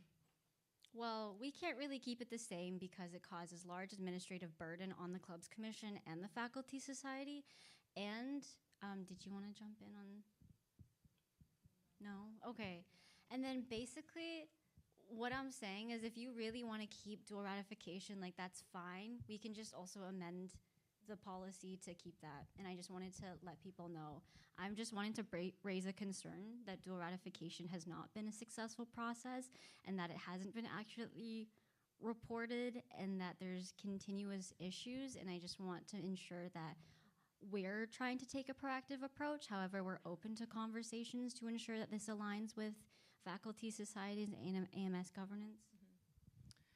I'm honestly just gonna really repeat what Shion said about this, but in terms of dual ratification, it's a great idea in theory, and we're trying to continue the spirit of that idea, which is providing some access to AMS supports and resources to faculty society clubs It's just unfortunate that the policies aren't able to interact with each other in the best way and mesh well together. I did learn that in the past, the clubs commissioner would actually speak with clubs commissioners of the faculty societies in the past, but unfortunately, this is something that hasn't been carried on in transition, and I think this is something we can definitely look at, well, new team can look at, and I think they should look at to ensure there is alignment with our faculty societies. But as it stands right now, we want to almost use this as a reset and be able to support the FACSOC clubs at the same time. So now we're going into new committees and accountability mechanisms. So for example, we're adding a clause under the commission's responsibilities for procedural fairness. This just means that we're publishing our procedural rubrics online for the public. One of the biggest pieces of feedback that I've heard continuously is just that they're unclear of like how we actually form decision making, and this just helps hopefully guides people and empowers students to understand where decisions are coming from, and really trying to enhance our accountability and transparency, which a lot of people I feel like is their priority, especially in student governance. So this is just our attempt to administer that. Another thing is sanctions. So prior to this, the VPUA was basically able to sanction clubs how they wanted, again, within the confines of the clubs. The AMS judicial policy, this one just outlines what sanctions could look like, because I don't know about you, if I was an AMS club and I heard I was getting sanctioned, I would kind of want to know what that entails. Obviously, the intention of sanctions still remain the same. They're meant to be educational rather than punitive, and that sanctions, like clubs will have an opportunity to correct the behavior before we administer them, but this is just provides more clarity on what sanctions can actually be. And jumping in, as incoming VPUA originally, way back when there were circumstances or situations where sanctions need to be administered and they were being discussed, there was no documentation that we could find to understand how we could move forward, and it was really just trying to figure it out as we went along. But with this change, it actually provides a little bit of direction for the new VPUA to understand what are some possible sanctions that are appropriate, just to help them out. So basically, now this is just the club's town hall. We already mentioned that it's just meant to be another consultatory body, especially if we want to be supporting all students. The club's appeal committee, so before it was an ad hoc committee, but now it's just an official one, just to ensure that there is a proper procedure. We had the space allocation committee. This is nothing new. It just wasn't established in any policy. It's the same thing with the space audit committee. So this wasn't written in our policy. And then this is something, the club's judicial committee, again, this is not part of JCOM. This is supposed to be an advisory body to provide more support for students facing interpersonal conflicts. And then summary, so we just want this club, we just want students to feel more empowered and understand our processes. And yeah, that's basically it. So thank you guys. Do you have any questions?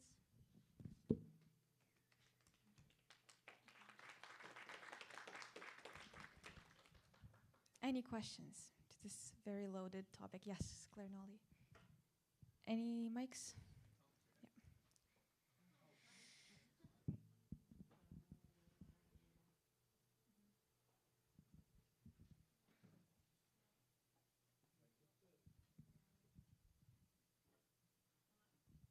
Hello.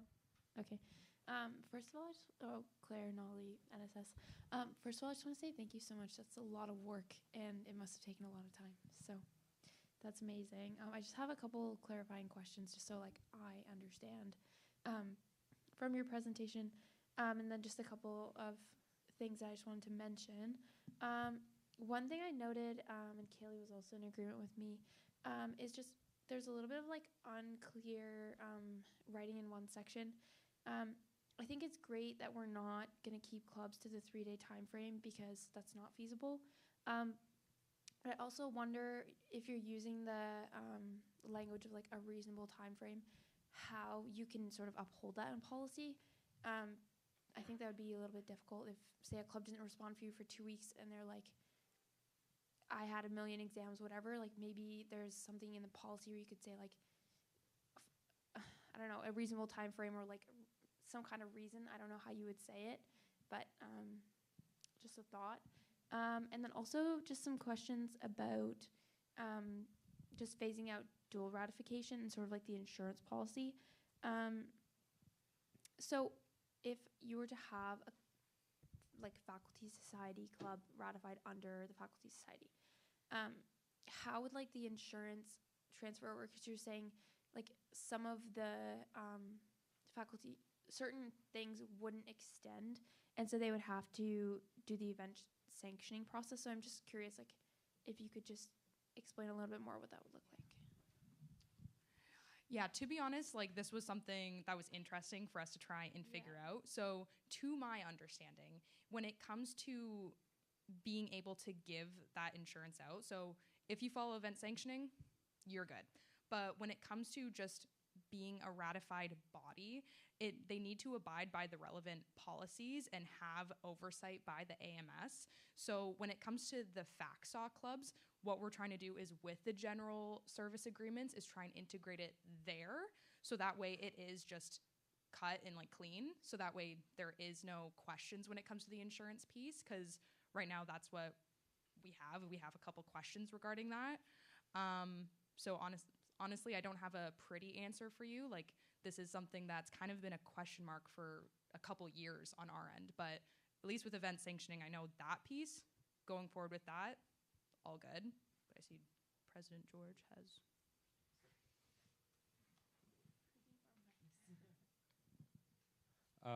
Yeah, just had to Alyssa's point, I do know from insurance's regard, so to clarify is the difference is event expenses and operating expenses.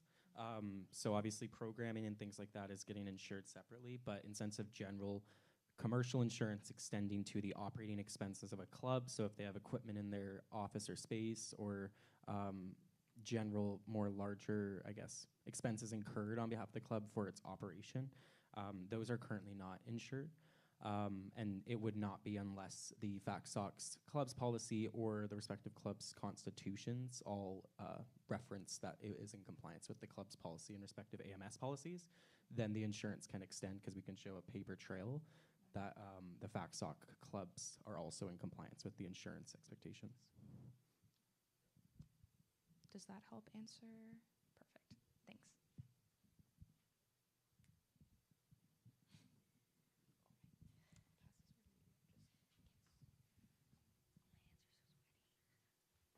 I just had two comments to consider. One is I noticed that you're giving out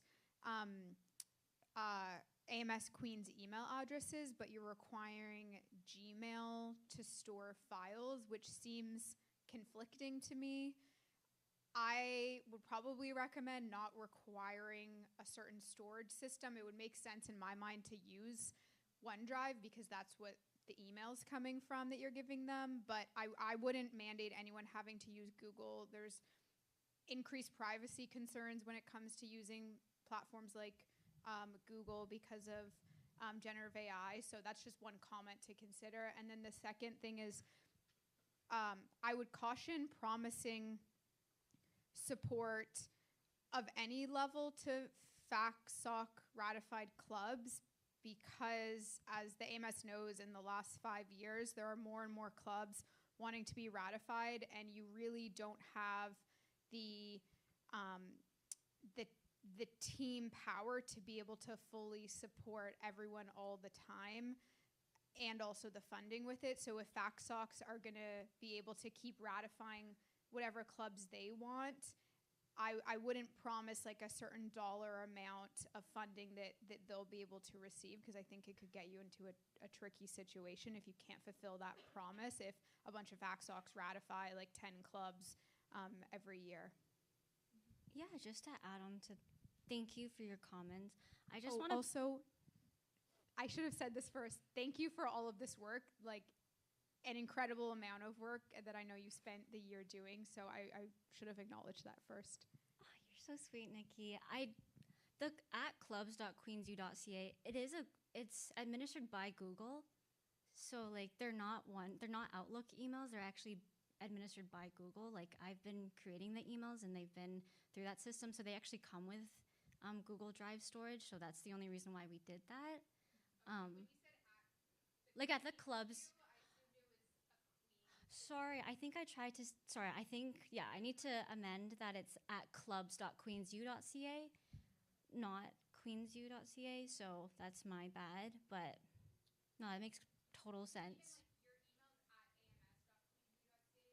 Yeah, those are completely separate processes. That like the at clubs.queensu.ca is managed by Google. So that's the only reason why we said Google Drives. But obviously, for like duly ratified clubs, it's kind of unfair because they don't have that. So we can definitely just amend that part. And then again, sorry, what was the? Oh, in regards for the faculty ratified clubs, I do want to preface that we're allocating a certain percentage. So, for example, if it's only like, let's just say 10% of 30,000, so 3,000, so all duly ratified clubs are eligible to get that $3,000. That doesn't mean that we promise that we're going to give every single club 3,000. It's just saying that they're eligible because a lot of the times they are looking for funding, they're looking for more resources, and the AMS has historically said like they're not eligible. So this is just trying to decentralize club funding and make it more accessible, especially in regards for student activity fees where all students are paying for it. And it's kind of unfortunate, at least from the conversations from my team, that only AMS clubs have been able to benefit from them, concerning all students participate in this. Sorry. I realized we didn't answer your question earlier. Were you going to circle back to your prior question, or do you have a new one? Okay.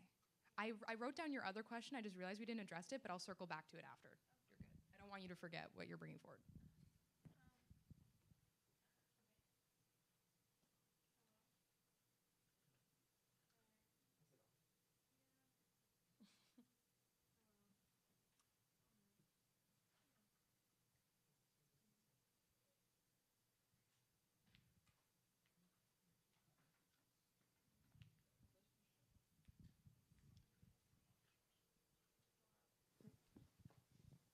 Hello. Okay. Would it be under the MOUs that you would be establishing like what percentage faculty society ratified clubs would be getting from the insurance, or how would we know what is available? Because it feels kind of unclear at the moment. Like I just feel like we can't really like vote in a lot of this stuff because it's like not established. I don't know. Yeah, for sure. So the intention of this is to decentralize club funding. So the actual components and numbers will be established in the MOUs.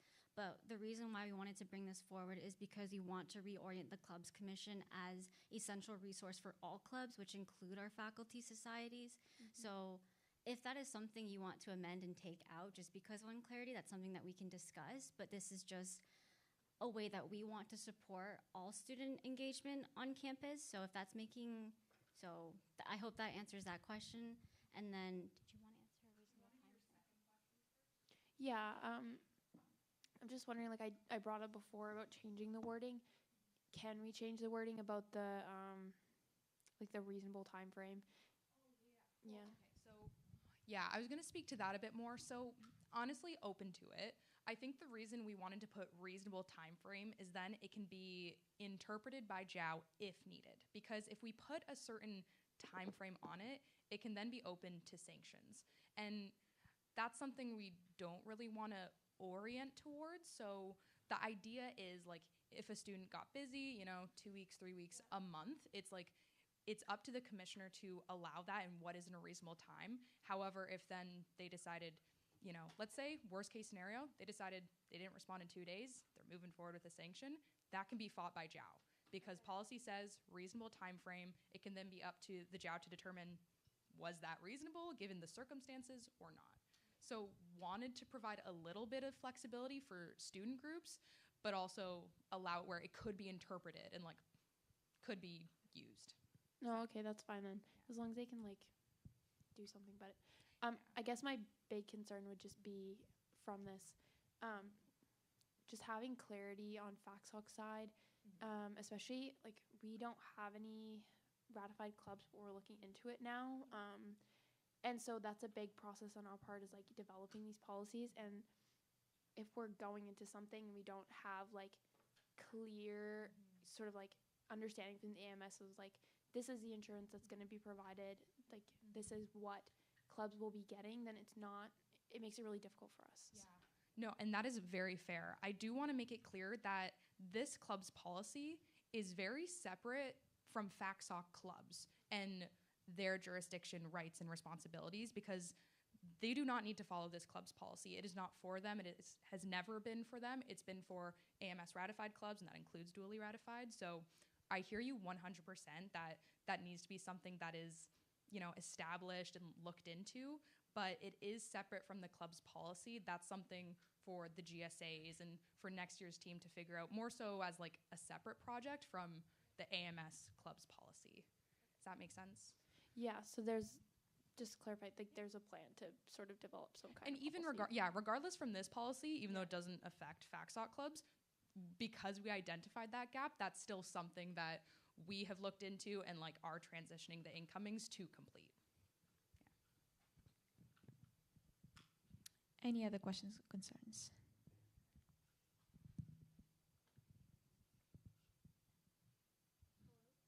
Hello. Hi. I was just wondering, out of curiosity, what was the initial purpose of having duly ratified clubs? So from the documents that I have read, I've just heard that the process was to just increase accessibility for faculty society clubs to get AMS benefits, and I think it's such a great thing in principle. It's just when we look at the enforceability and what is actually happening, again, there's like a gap between policy and reality. So this is our attempt to try to streamline the process and make it easier so clubs are still getting access to those resources, but rather through a more structured and coherent way. Does that answer your question? Any more questions? Commissioner Sai, I guess I have a suggestion as per following Claire's question around the reasonable time frame, because I recognize that you want to keep it flexible, but I think with guidance, perhaps having like a clause that, or generally within 3 days, like within a reasonable time frame, or generally within 3 days, or something like that. So at least there's something that clubs recognizes that's generally the reasonable stuff. Reasonable time frame is 3 days. Of course, reasonable allows then if there are extenuating circumstances, they aren't punished for it. But I think that would at least push or encourage some clubs to abide by some guideline. Yeah, that sounds good. We can amend that. I have one question as well regarding provisional recognition. So as one of your flow charts was saying that clubs commissioner can deny applications for provisional recognition, and I was wondering what kind of considerations are being made when one is denied, or what reasons that would be. Sorry, I think that's just my flowchart being really bad, and that's my fault. Like, the point is if we have concerns regarding a club, like for example, if they don't abide by a constitution, or just like if the club's commission doesn't feel 100%, then it goes to another body. We don't deny it. It just goes to the club advisory committee to render a decision. So it's not like if we deny a club, it just goes to another consulting body, just because that means the club's like on the club's commission end is just like we don't know if we can accept this club, and we just want to make sure that that's just not. Yeah, sorry, that's basically it. Yeah, that's fair. Is that reflected in the policy? Yep. Okay. Yeah, it's reflected in the policy in a sense where like if the club, like if it's not accepted by the commission, then it goes to the club advisory committee to render a final decision. NSS President, any more questions? Let's keep it short though, guys. Yeah. If we're amending the timeline, what are we amending it to?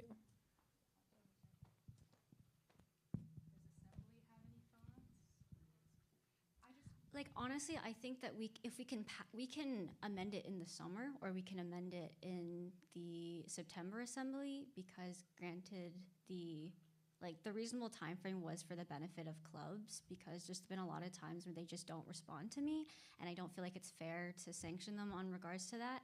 So I think this can be open for greater discussion if you want to if we want to clarify for a reasonable timeline, whatever assembly wants, we can do it, or if it can be something that we just push.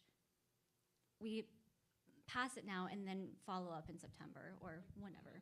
Where we discuss it in September and come up Rector Nikki.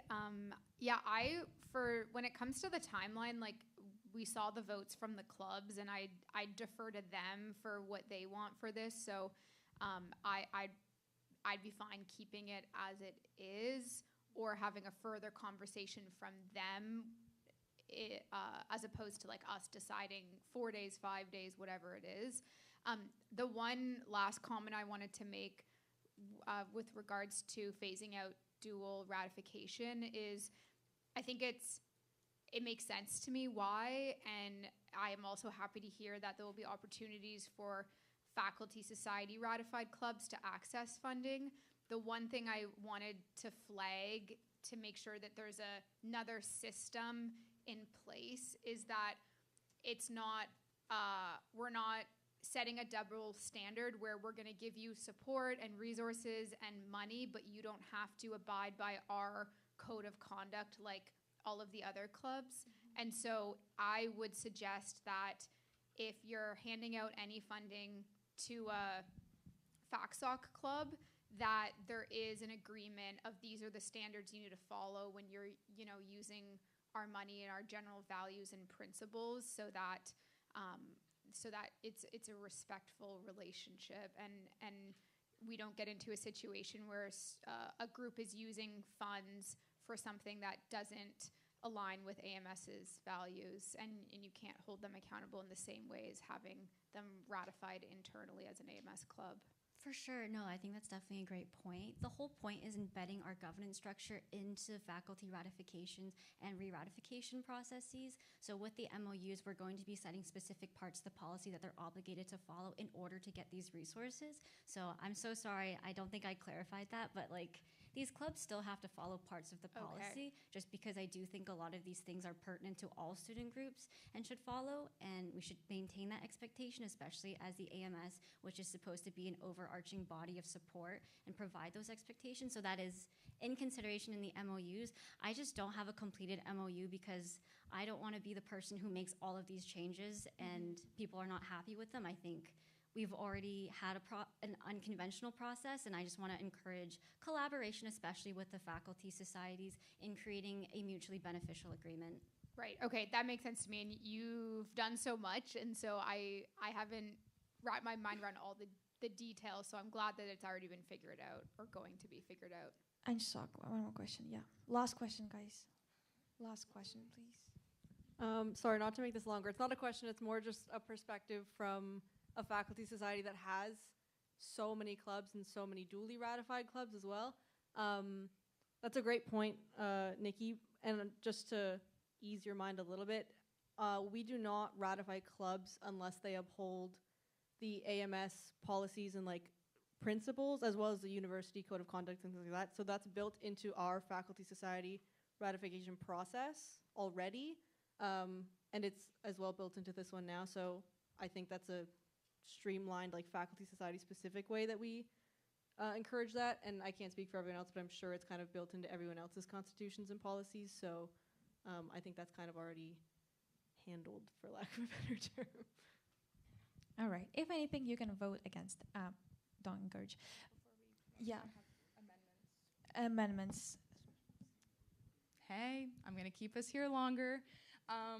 So I have some motions to amend the policy from some really great conversations that actually happened today, and some quick flags that I hope everyone will like, unless they're deemed friendly. I don't know how we want to go about that, but I'd like to motion to amend the proposed clubs policy Part 10, Section 6, to reflect that the Judicial Affairs Office is responsible for non-academic misconduct and policy interpretation investigations.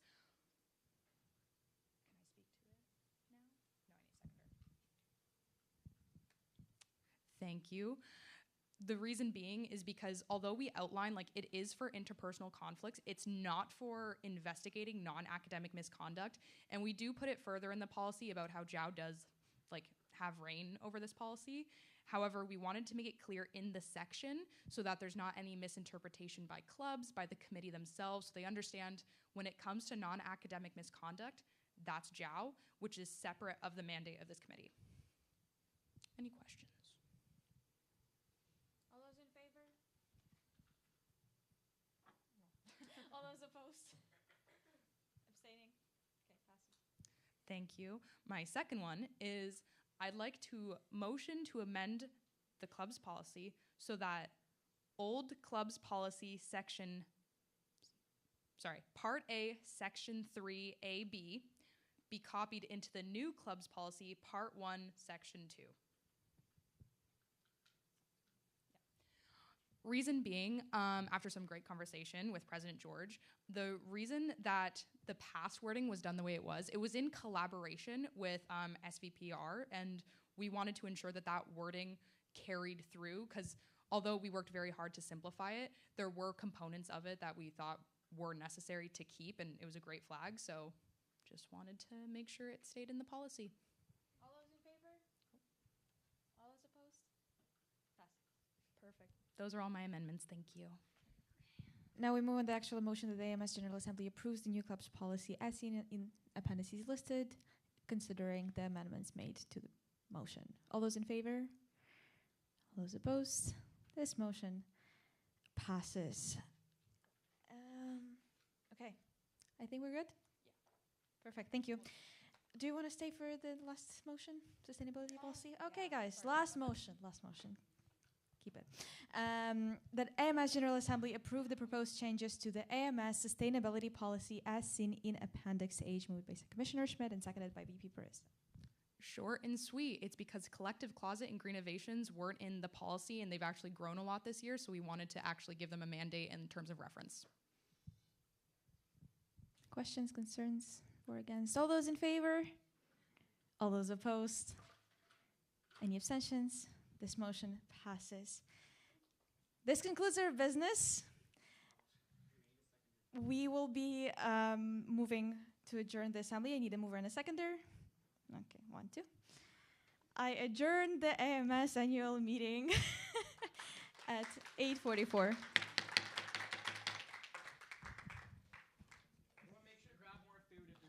Yes, please.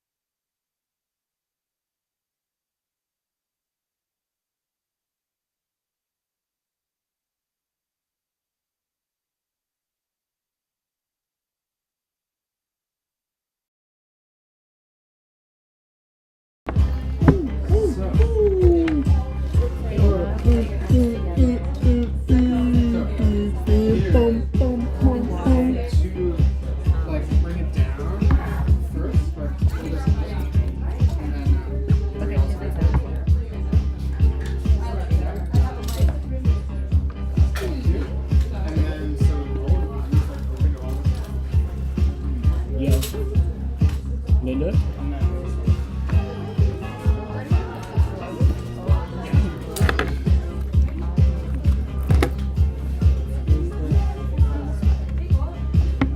Good? I was impressed with you.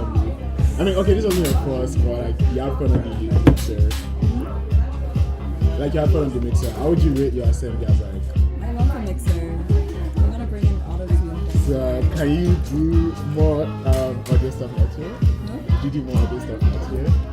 Pardon? Would you do more audio stuff next year with Kavina? Same with you. Do more audio stuff. Oh. Yeah. Sure. Bro, I feel like you'd be good at it. I'm gonna find an auto-tune attachment. Yeah. I'll Oh. download